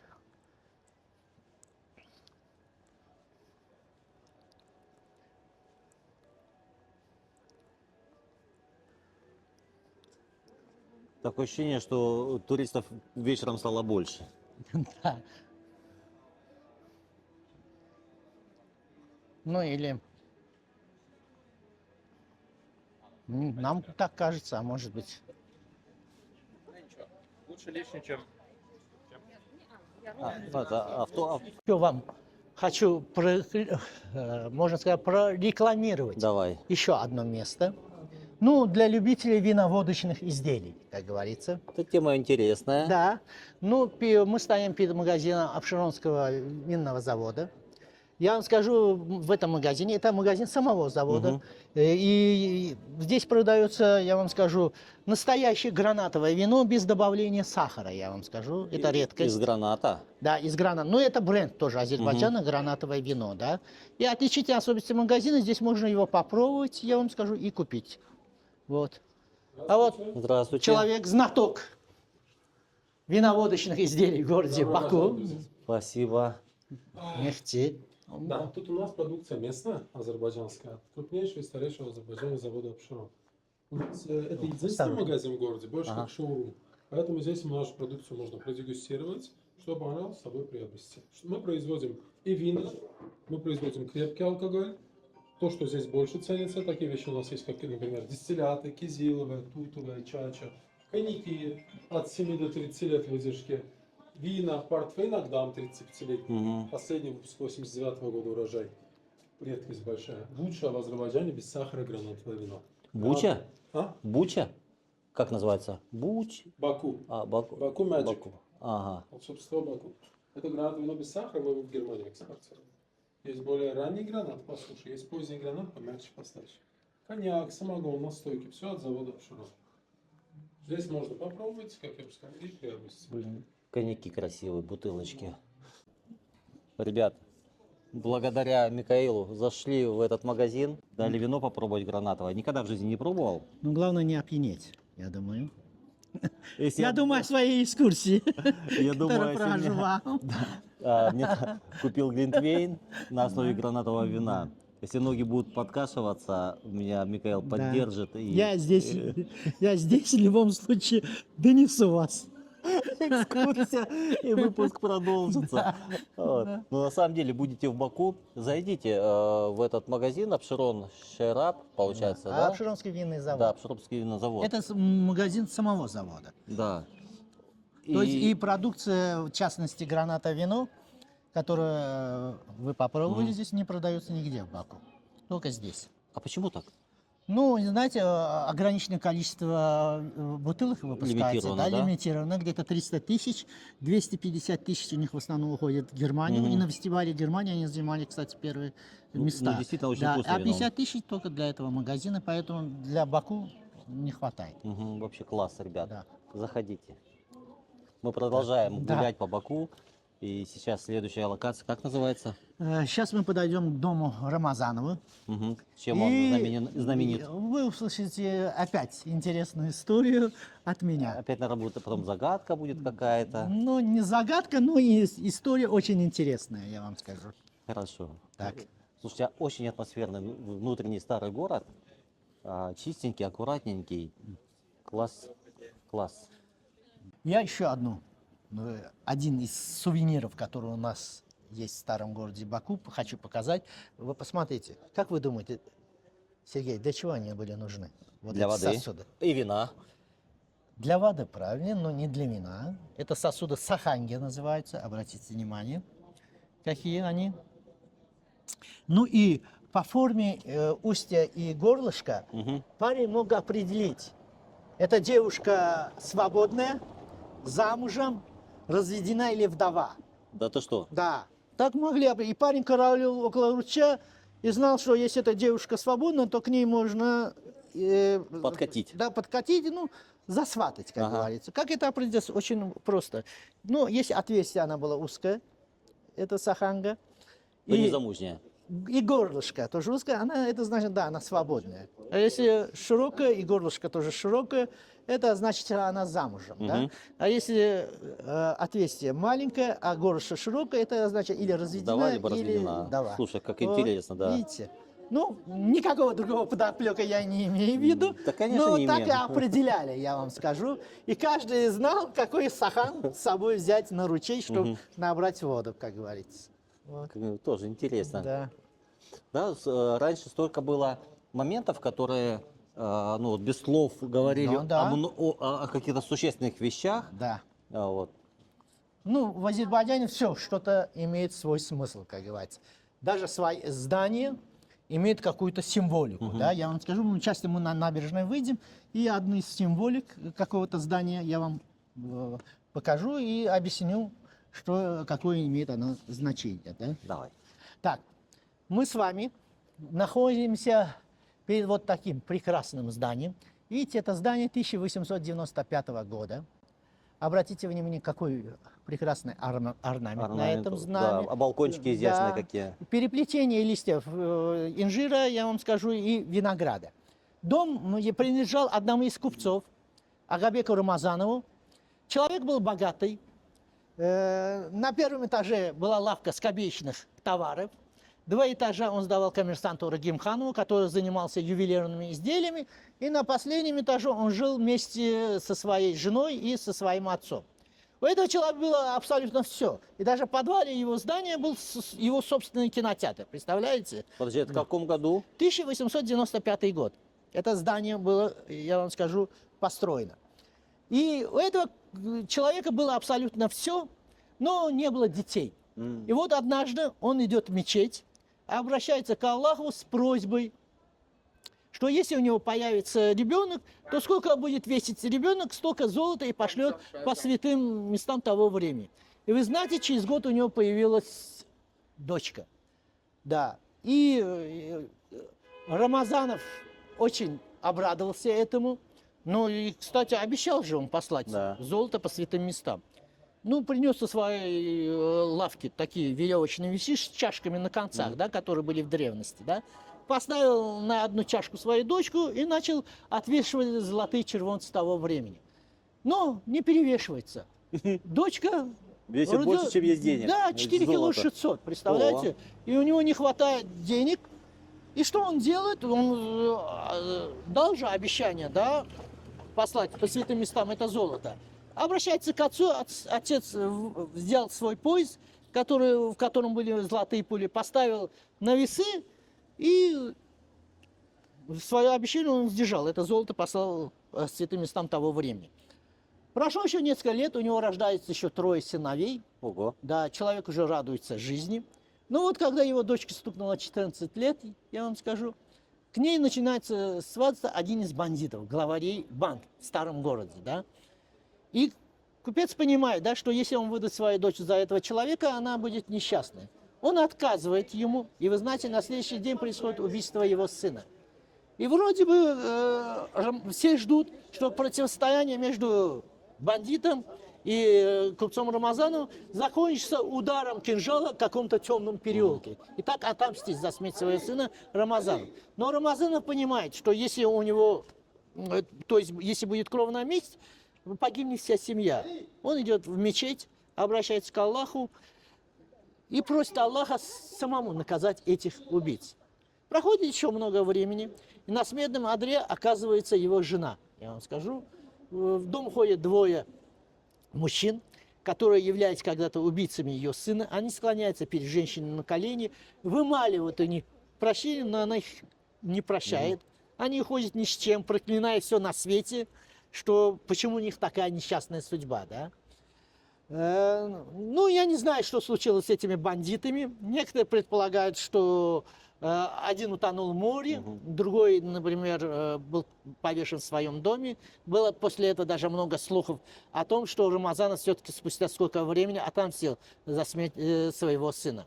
Ну, в настоящее время 2 из потомков, кстати, семьи Рамазанов живут на верхнем этаже этого здания.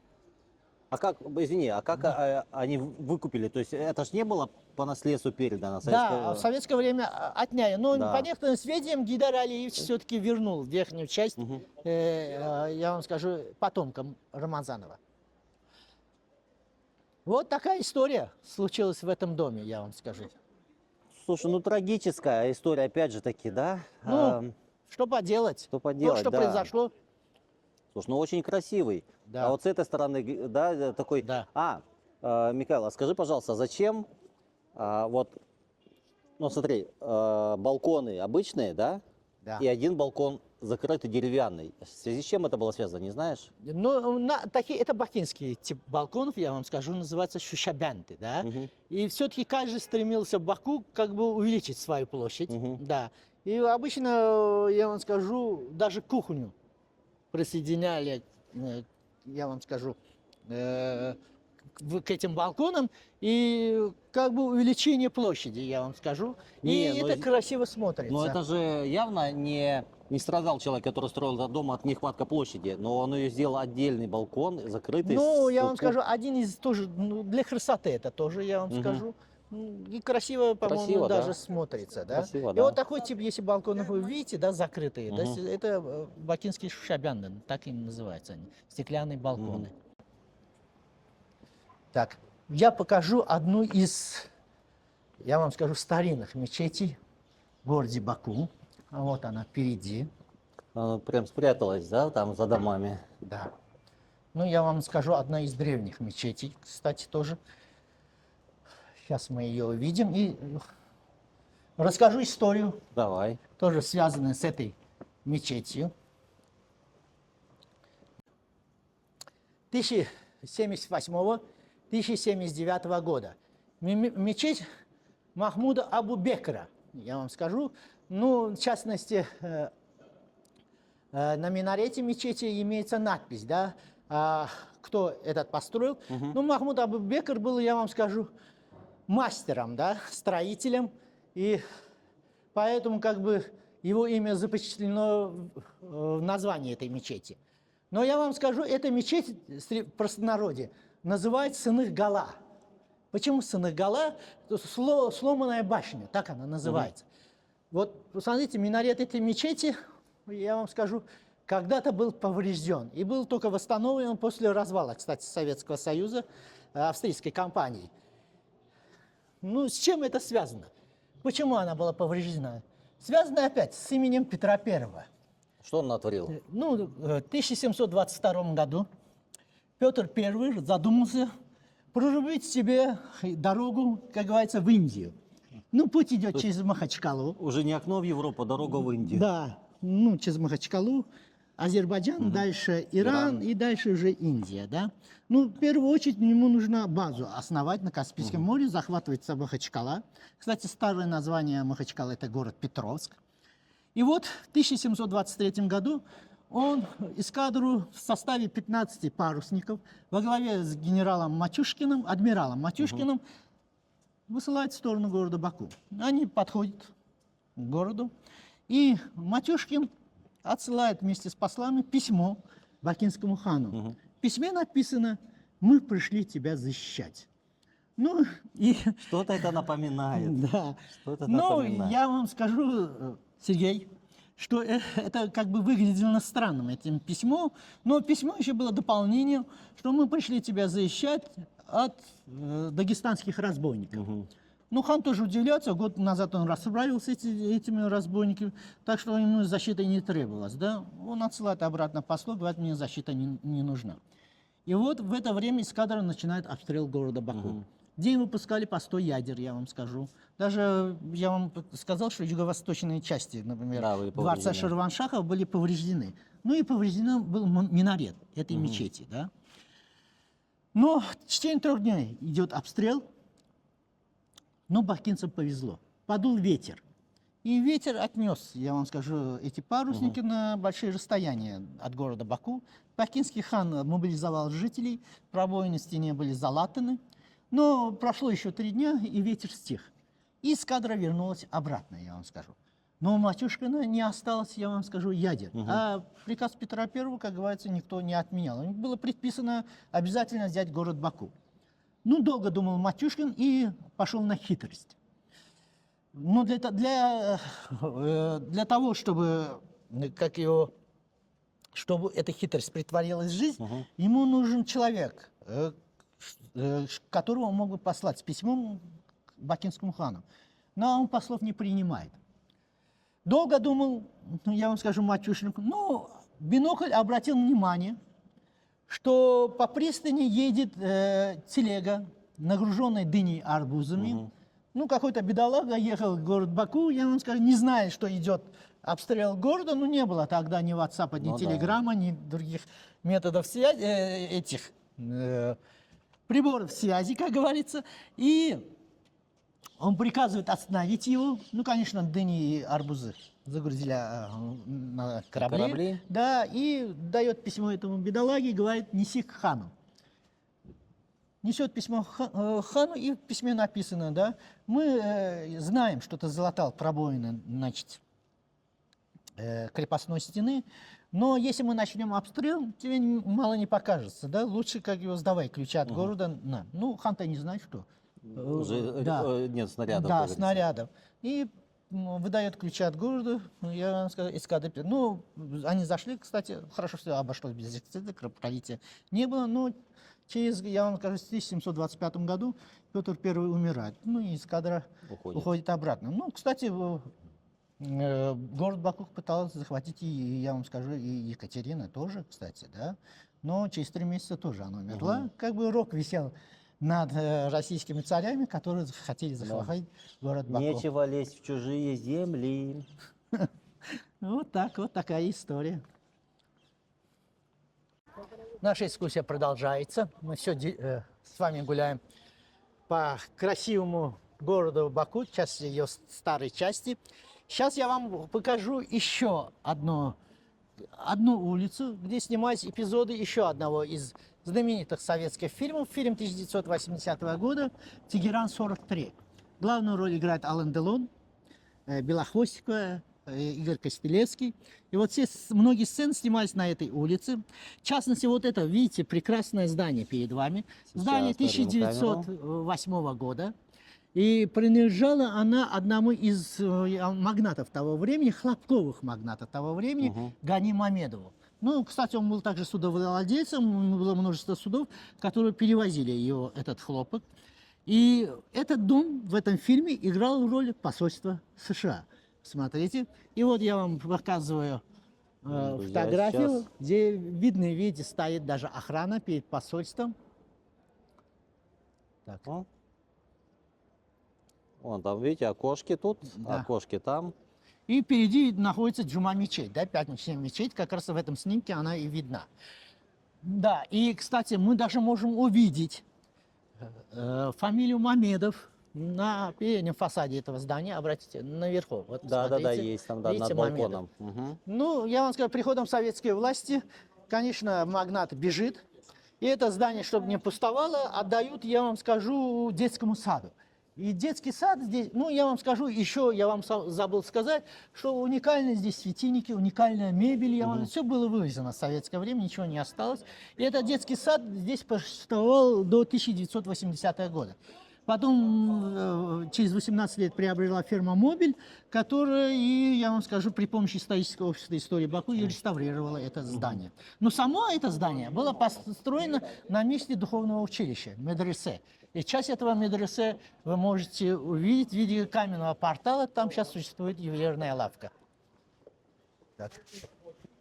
Подожди, вот тут эта часть, Это Джума-мечеть. Джума-мечеть, да. А вот портал, вот на месте вот часть духовного училища, которая осталась от того духовного училища.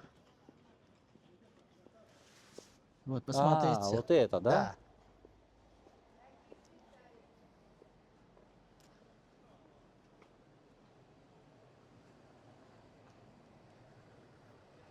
Осторожно, осторожно. Да, Шах-Гарден, ну это караван-сарай, бывший караван-сарай, да. Я вам скажу, и по краям, посмотрите, вы видите кельи, где оставались, я вам скажу, и путешественники того времени, купцы. То есть это на месте караван-сарая сделали ресторан? Да, салам. Ну и характерной особенностью караван-сараев, да, были два хода. Один со стороны, вот видите, старого города, а другой со стороны вот набережной, да, и море было там. И перед каждым ходом со стороны моря была таможня, да. Проходил через таможню, а потом и загружал, я вам скажу, Да, попадал в сюда. караван-сарай, Да. да. Интересно, сделали так. Да. Уже на Баку опускается вечер, да, огоньки загораются. Ну, я вам скажу, что и Баку и красив даже вечером, да. Ну, мне Везде все кажется, подсвечивается, я вам да. скажу. И я вам скажу даже более отдельно аура вечернего Баку. Мечеть, я вам скажу. Да. Ну, то, что вы видите, это третья постройка, в основном в 19 веке. Третья версия Да, получается. третья мечети, версия мечети в 19 веке, последняя версия этой мечети. Ну, а минарет мечети, он дошел до нашего в неизменном виде. То есть это во время Ширваншаха Халилулла I было построено, это 15 век. Да. Мгм. Мечеть, я вам скажу, вот первая мечеть, да, здесь на этом месте была построена в 1309 году. Вот точно на этом Мгм. месте. Ну и исследование одного из историков, я вам скажу, того времени, Андрея Павлинского, показало, что на этом месте когда-то было древнее капище огня. Связано с зороастризмом. Зороастризм, да. Ну, я вам скажу, святое место, когда этот храм, который здесь был, разрушился, зороастрийский храм, святое место, как говорится, пусто не бывает, заняла первая мечеть, я вам скажу. Ну и, кстати, море Ага. доходило даже до суда. И в результате таких условий мечеть не выдержала, я вам скажу, разрушилась. Мгм. Вторая мечеть была построена в 17 веке. И эта мечеть, я вам скажу, резко отличалась от той мечети, которую мы сейчас видим. Мгм. В основном был полукруглой формы, я вам скажу.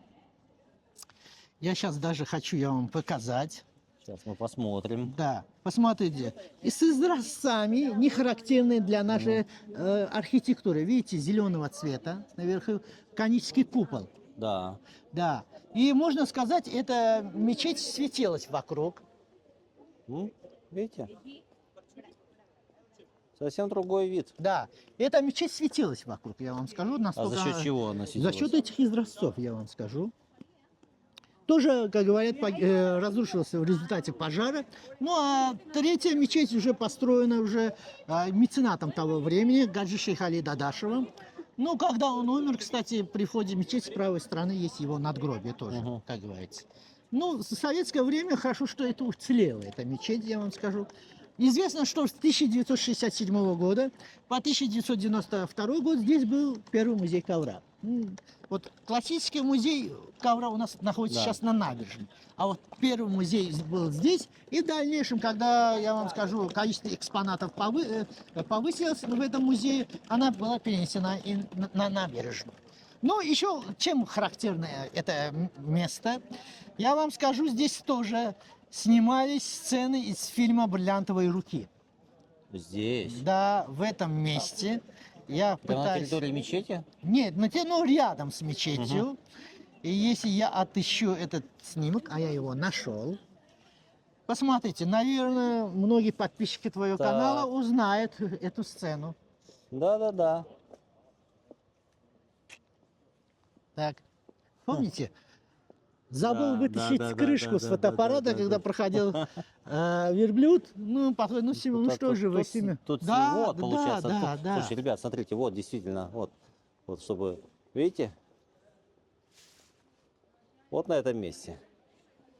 Так, видите, какое место Да. знаменитое? Вообще удивительно, как один фильм, по сути, Да. сделал на десятилетия, наверное, приковал внимание людей и интерес людей к городу. Ну, я вам скажу, Леонид Гайдай вообще молодец, да. И действительно, такие фильмы даже, не знаю, в наше время выпускаются или нет. Нет, не Ну, нет, выпускается. да. Но Леонид Гайдай действительно был, как вам правильно сказать, да, знатоком своего дела. Да, красавчик, может, да. И это фильм на века, как говорится. Символ города Баку – Девичья башня. Обратите внимание, какая она. Ну, можно сказать, без Девичьей башни было бы неинтересно в старом городе Баку, да, как говорится. И я вам скажу, эту башню, которую многие в мире, да, знают как Девичья башня, до, я вам скажу, 19 века, я вам скажу, не называли даже Девичьей башней, а называли башней Гюнзар. Почему Гюнзар? Посмотрите, обратите внимание. Эта часть круглая Да. и суженный контрафос. А что такое контрафос? Вот с этой стороны. Посмотрите, вот. С правой стороны Да, получается, с правой да? стороны. И имеет форму буты. Ну, бута – это знак характерный, я вам скажу, для зороастрийцев, знак огня, солнца, да, я вам скажу. И на многих наших платках, кстати, этот знак такой каплевидный можно увидеть. В частности, посмотрите. Сейчас я вам даже на этих платках могу показать. Посмотрите. Вот знак буты, да? Да-да-да. Да. Слушай, он похож на бактерию какую-то, микроба, так как вы в учебниках На рисовали. слезу, скорее всего, она больше похожа. Я вам скажу. Ну, вы имеете в виду инфузорию туфельку, да? Так. Да. По биологии у меня было 5, кстати. Да. Но это не инфузория туфелька. Это, я вам скажу, знак зороастрийцев. И во многих наших платках, я вам скажу, коврах этот знак присутствует, да? Знак будто знак зороастрийцев, поэтому башня называлась пламенной башней, огненной башней. Но вот после 19 века стали ее называть уже девичьей башней. И связано опять это с легендой. Согласно этой легенде, у Шаха было множество жен. И одна, то есть жен, извините, у Шаха была дочка, да, дочка, принцесса, которая полюбила простого парня. И я вам скажу, Шах даже не хотел выдавать свою дочку за этого парня, но принцесса попросила отца построить ей такую башню, надеясь, что в дальнейшем он изменит свое мнение. Но свое мнение он, когда построил башню, не изменил. Узнав об этом, принцесса забралась наверх и бросилась вниз. Я вам скажу. Ну, согласно одной части легенды, она утонула. Согласно другой части легенды, ее спасли русалки. И парень с девушкой То воссоединились. есть тоже море типа было прямо под Да, ней, подходила, под стеной, да. подходила к девичьей башне. Но мне вторая часть больше нравится. Легенда, она менее драматическая, Да, да. И хватит меня обвинять, да, в этих Ну, трагедиях. слушайте, каждая история, каждая вторая история это Да, смерть. Да, Я не знаю. да. И я вам скажу, там есть камень. До сих пор многие девушки приносят камень, то есть цветы к этому камню, называется камнем девственницы. В связи с этим и появилось название Девичьей башни. Да? Понятно. Но само вот внутри Девичьей башни тоже интерактивный музей, я вам скажу. И 8 этажей. Высота этой башни 28 метров, я вам скажу. И внутри имеется колодец, который, начиная со второго этажа, открывается отверстие. В центре башни, вот самое интересное, да, посмотрите, неаккуратная вкладка. Вот, если приблизить, Так. видите, неаккуратная откладка, и там написано 12 век, Махмуд ибн Давуд. А это кто был? Ну, говорят, что это был зодчим, который построил эту башню. Ну, можно сказать, Махмуд Давыдович, да? Да, но вы знаете, эта башня была изучена многими археологами и пришли к выводу, что это башня 6 века. А даже некоторые исследователи, изучая цементирующий материал вот этой кладки, да, пришли к выводу, что это башня даже 1 века, да, я вам скажу. Но у всех волнует вопрос, откуда же все-таки появилась эта надпись, да, там, 12 век и Махмуд ибн Давуд. Я вам скажу, достоверных сведений нет. Нет, но я вам скажу, некоторые даже предполагают, что эта башня строилась по частям, да, видите, до каменных выставок сначала была построена, а потом была построена уже верхняя часть. Но я вам скажу, до сих пор многие ученые спорят, я вам скажу, когда же все-таки эта была башня построена. Но, вы знаете, есть одна из версий, которую я слышал, и как появилась эта надпись здесь. Связано опять это с советским периодом.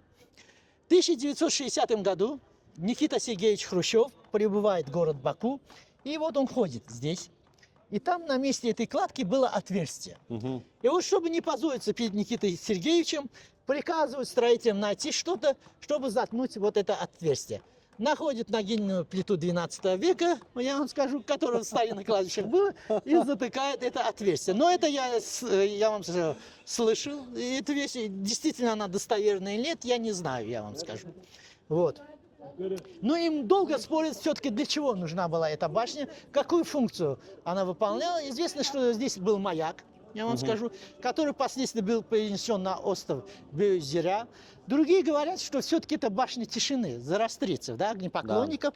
И вы знаете, они не сжигали свои трупы, не закапывали тело в землю, ставили труп наверх, их мясо склевывали, я вам скажу, птицы, и собирали в мешок и закапывали, да. Некоторые предполагают, что это астрономическая башня, но вы знаете, окна только с боковой стороны, и весь астрономические башни, обсерватории тоже какая-то не очень. И некоторые предполагают, что это оборонительная башня. Почему? Потому что первый и второй этаж не соединялся, как сейчас, каменной лестницей, а соединялся веревочной лестницей. И внутри башни могли обороняться где-то около 200 человек. Но строить такую башню ради того, чтобы охранять, например, оборонять 200 человек, тоже считаю, я вам скажу, такой проблематичной версией. Ну и даже окна вот с боковой стороны, они смотрят вверх. Вот мы сейчас отойдем вверх, то есть не смотрят вниз. Но последнюю версию, которую я прочитал, версию профессора нашего Ибрагимова, химика, он считает, что эта башня ретификационная колонна перегонки нефти.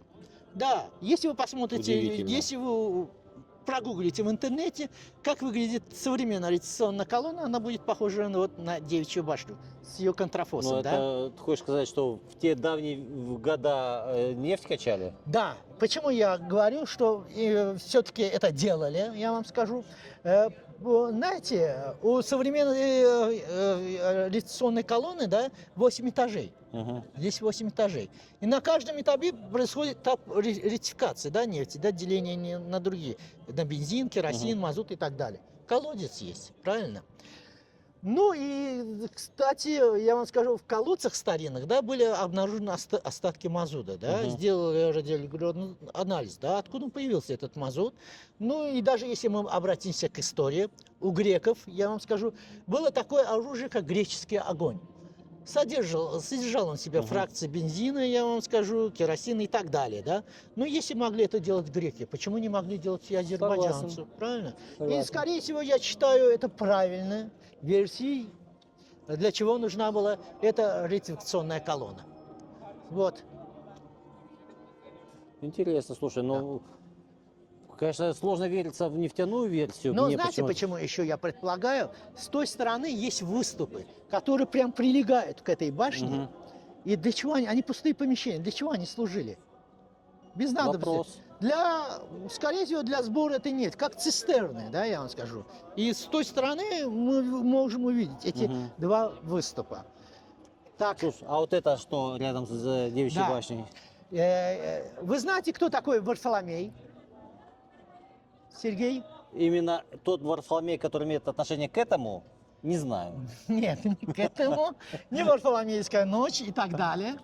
И вы знаете, у Иисуса Христа было 12 учеников. И один из них был Варфоломей.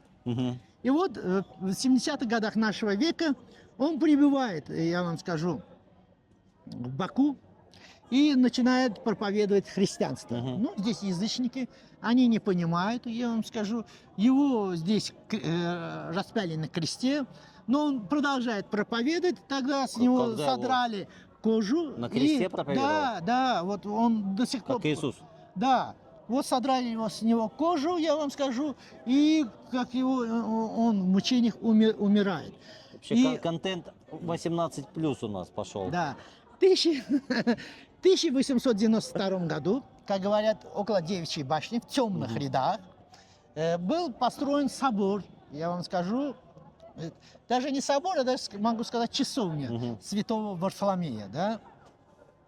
И даже на нем был такой зеркальный крест, вот прекрасная, я вам скажу, такая часовня. Но с приходом советской власти, я вам скажу, в 1936 году ее начисто разрушили, да. Ну и все закопали. В наше время все это откопали, и остатки этой, я вам скажу, часовни вы можете здесь увидеть. Вот они впереди, вот здесь.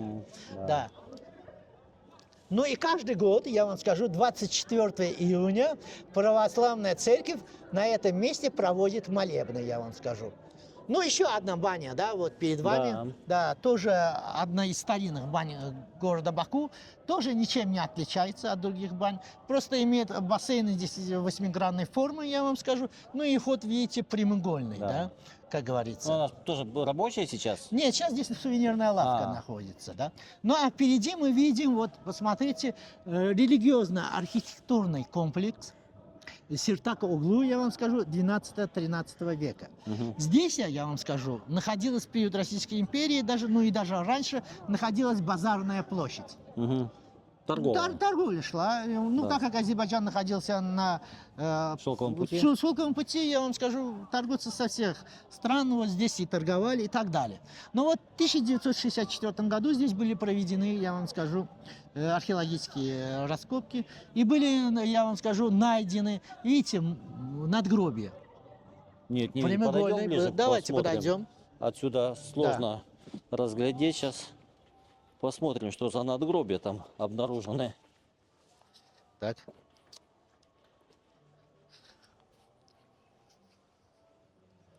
Это руины церкви, остатки.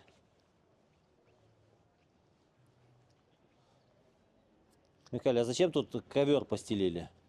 Ну, у нас, так, я вам скажу, во-первых, здесь находится рядом ковровый ряд, и здесь магазин имеется, где продаются ковры, да? Ага, Как бы реклама тоже, да? понятно. Так, посмотрите.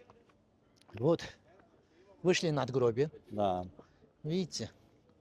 Ну, скорее всего, это надгробие уже мусульман, так как имеется арабская вязь, я вязь, вам да. скажу.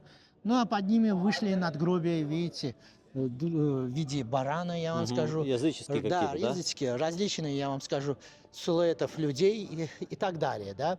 Также я вам скажу, прямо раскопки так велись, что даже обнаружена была эта аркада, да, которую вы видите. Ну и многие камни, которые вы видите вот на стенах, являются камнями, я вам скажу, дороги, да, которая здесь была, я вам скажу, мостовая здесь была, вот из этих камней. Также здесь была обнаружена ханака. Ханака – это обитель, да. Говорится, сначала была, как говорится, обитель зороастрийцев. То есть и даже был найден столб, я вам скажу, столб, на конце которого были остатки нефти. То есть обитель, куда приходили сначала зороастрийцы, я вам скажу, выполняли свои ритуалы. Ну а в дальнейшем, говорят, была и обитель и мусульман, да. Здесь была мечеть, как раз, я вам скажу. Ну, вот, где, я вам скажу, останки Варфоломея. Сначала здесь была мечеть, да, святое место, как говорится, как всегда, я только сейчас вам Пустым не бывает, да, да. и здесь уже построили впоследствии уже часовню святого Варфоломея. Ну и тут торговцы, видите, эти торговые ряды, где они сидели и торговали своими, я вам скажу, изделиями, не знаю, овощами, фруктами и так далее, да, как говорится. Вот так. Забавненько. Да. Ну, я вам скажу, до сих пор ведутся раскопки. И, как говорится, обнаружено около 52 погребений здесь, На этом месте, да? Как вам это здание? Это здание мне нравится. Слушай, ну это... Что вы можете сказать про его архитектуру, да? В каком стиле Как она? знаток европейской архитектуры могу сказать, что это в красивом стиле. Ну, я вам скажу, здесь размешаны разные стили, да, в частности, барокко, ренессанс и так далее, да. Интересно, как построили такое здание и в разном стиле, Я думаю, начали с фундамента, да. вырыли котлован. Но если бы был бы, я вам скажу, архитектор, скорее всего, бы он не допустил строительства дома таких разных стилей, как говорится. И я, ну, конечно, это архитектор построил, но построил по настоянию хозяина этого здания, я вам скажу честно. Этот дом принадлежит Исабеку Гаджинскому. И в отличие от других нефтепромышленников-миллионеров, он не был из простого люда. Он был, я вам скажу, из дворянского рода. И я вам скажу, кстати, тоже меценат. Уделял большие деньги на благотворительные цели и так далее. Был дважды депутатом городской думы. Также был, я вам скажу, верховным судьей, можно сказать, всего Азербайджана. Да? И даже, я вам скажу, в России есть такая книга, выпущенная в 1913 году, о 300-летии семьи Романовых. Мгм. И вот во втором томе этого издания имя Исаабека Ганжинского тоже есть. Сейчас, я бы не удивился, если бы Михаил сказал, второй том, страница 35, третий абзац сверху. Нет, я точно не знаю, какая это страница, да, я не фиксировал его, но я действительно знаю, что его имя там есть, да. В частности, там есть имя не только Исаабека Ганжинского, есть и именно Зейнальдина Тагиева и Мусы Нагиева, которые я вам рассказывал, да, да, да. по пути нашей экскурсии. Но этот дом, я вам скажу, называют домом без канализации. Почему? Связано опять с историей. У меня опять есть история, я вам скажу. История связана с канализацией. Но не скажешь, что там связано с домом, да, как Да. говорится. Я вам скажу, как говорят, то есть легенда такая. Да, бактинская легенда. Да, что дом, я вам построил его племянник, который с раннего детства обладал вот архитектурной способностью. И вот, когда он вырос, его дядя послал его учиться во Францию, деньги на пропитание выделил, на проживание выделил, на карманные расходы не выделил. Мгм. Ну, молодой человек, ему важны все-таки эти карманные расходы. После учебы он злой вернулся, племянник, и дядя просит ему построить этот дом. Мгм. Он строит дом, но канализацию не устанавливает. Но выяснилось это только тогда, когда был пир Мгм. по случаю окончания строительства этого дома. Но я вам скажу, после того, как гости хорошо поели, нужно сходить в уборную. Да? Уборная не нашлась, да? Но дядя понял, что совершил племянник. Ну, я не знаю, к какому консенсусу они пришли, но это легенда, Ага. которая говорит, почему этот дом называется домом без канализации, как говорится. Вот так-то. Племянничек отомстил. Ну, ведь для молодого человека карманные расходы играют Да. важное значение, да? Да. Представляете, все веселятся, и для этого нужны деньги, Да. а дядя ему для этого не выделил денег. Дядя, ну зато дядя выделал на все остальное, Ну, но Видите? племянчик. Ну, это легенда, я Да. вам скажу. Это неизвестно, это было действительно так или не так. Это мы сейчас через дорогу, там парк Нет, получается, да? нам нужно вот туда. Не, а всё. там что находится? Там наша набережная. Мгм.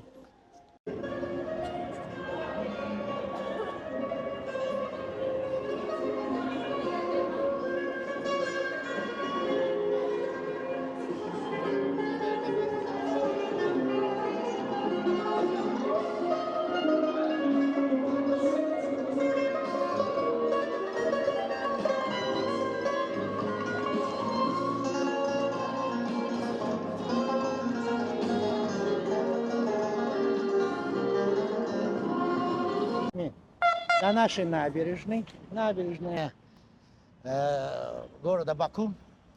Но мы ее называем Приморский бульвар. Почему бульвар? Это французское слово, Мгм. что означает аллея около моря, я вам скажу. Но идея создания набережной, да, этого бульвара была еще давно, да, еще в прошлом столетии, период, я вам скажу, Российской империи, я вам скажу. Многие архитекторы пытались это сделать. И вот первая набережная, да, наша возникла в 1909 году. Это официальная дата, я вам скажу, основания нашего бульвара.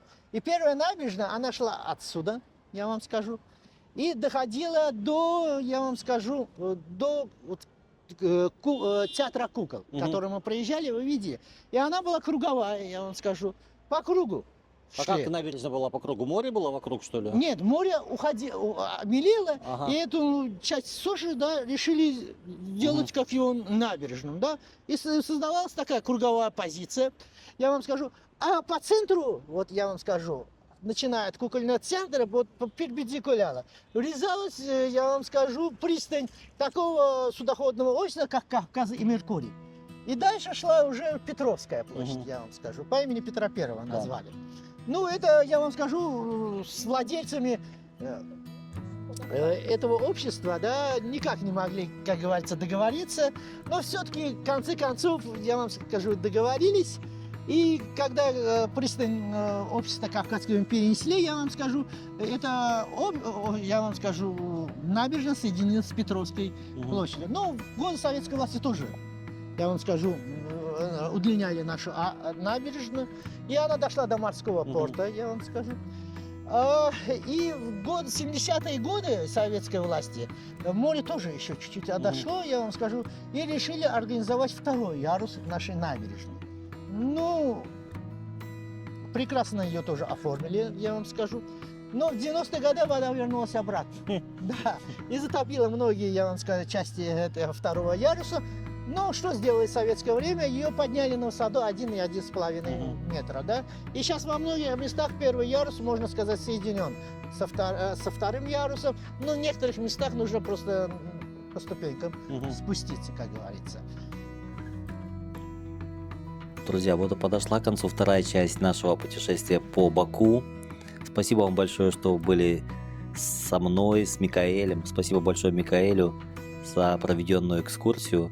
Было очень интересно. Я надеюсь, вы со мной согласны. Если согласны, поставьте лайк. Напишите в комментарии, что вы думаете об этом выпуске. И, конечно же, посмотрите выпуск номер 1, если вы его еще не смотрели. И я желаю всем хорошего дня, вечера, ночи. Я вам желаю всего самого хорошего. И до встречи в следующем выпуске про Баку. Подписывайтесь на канал. Увидимся.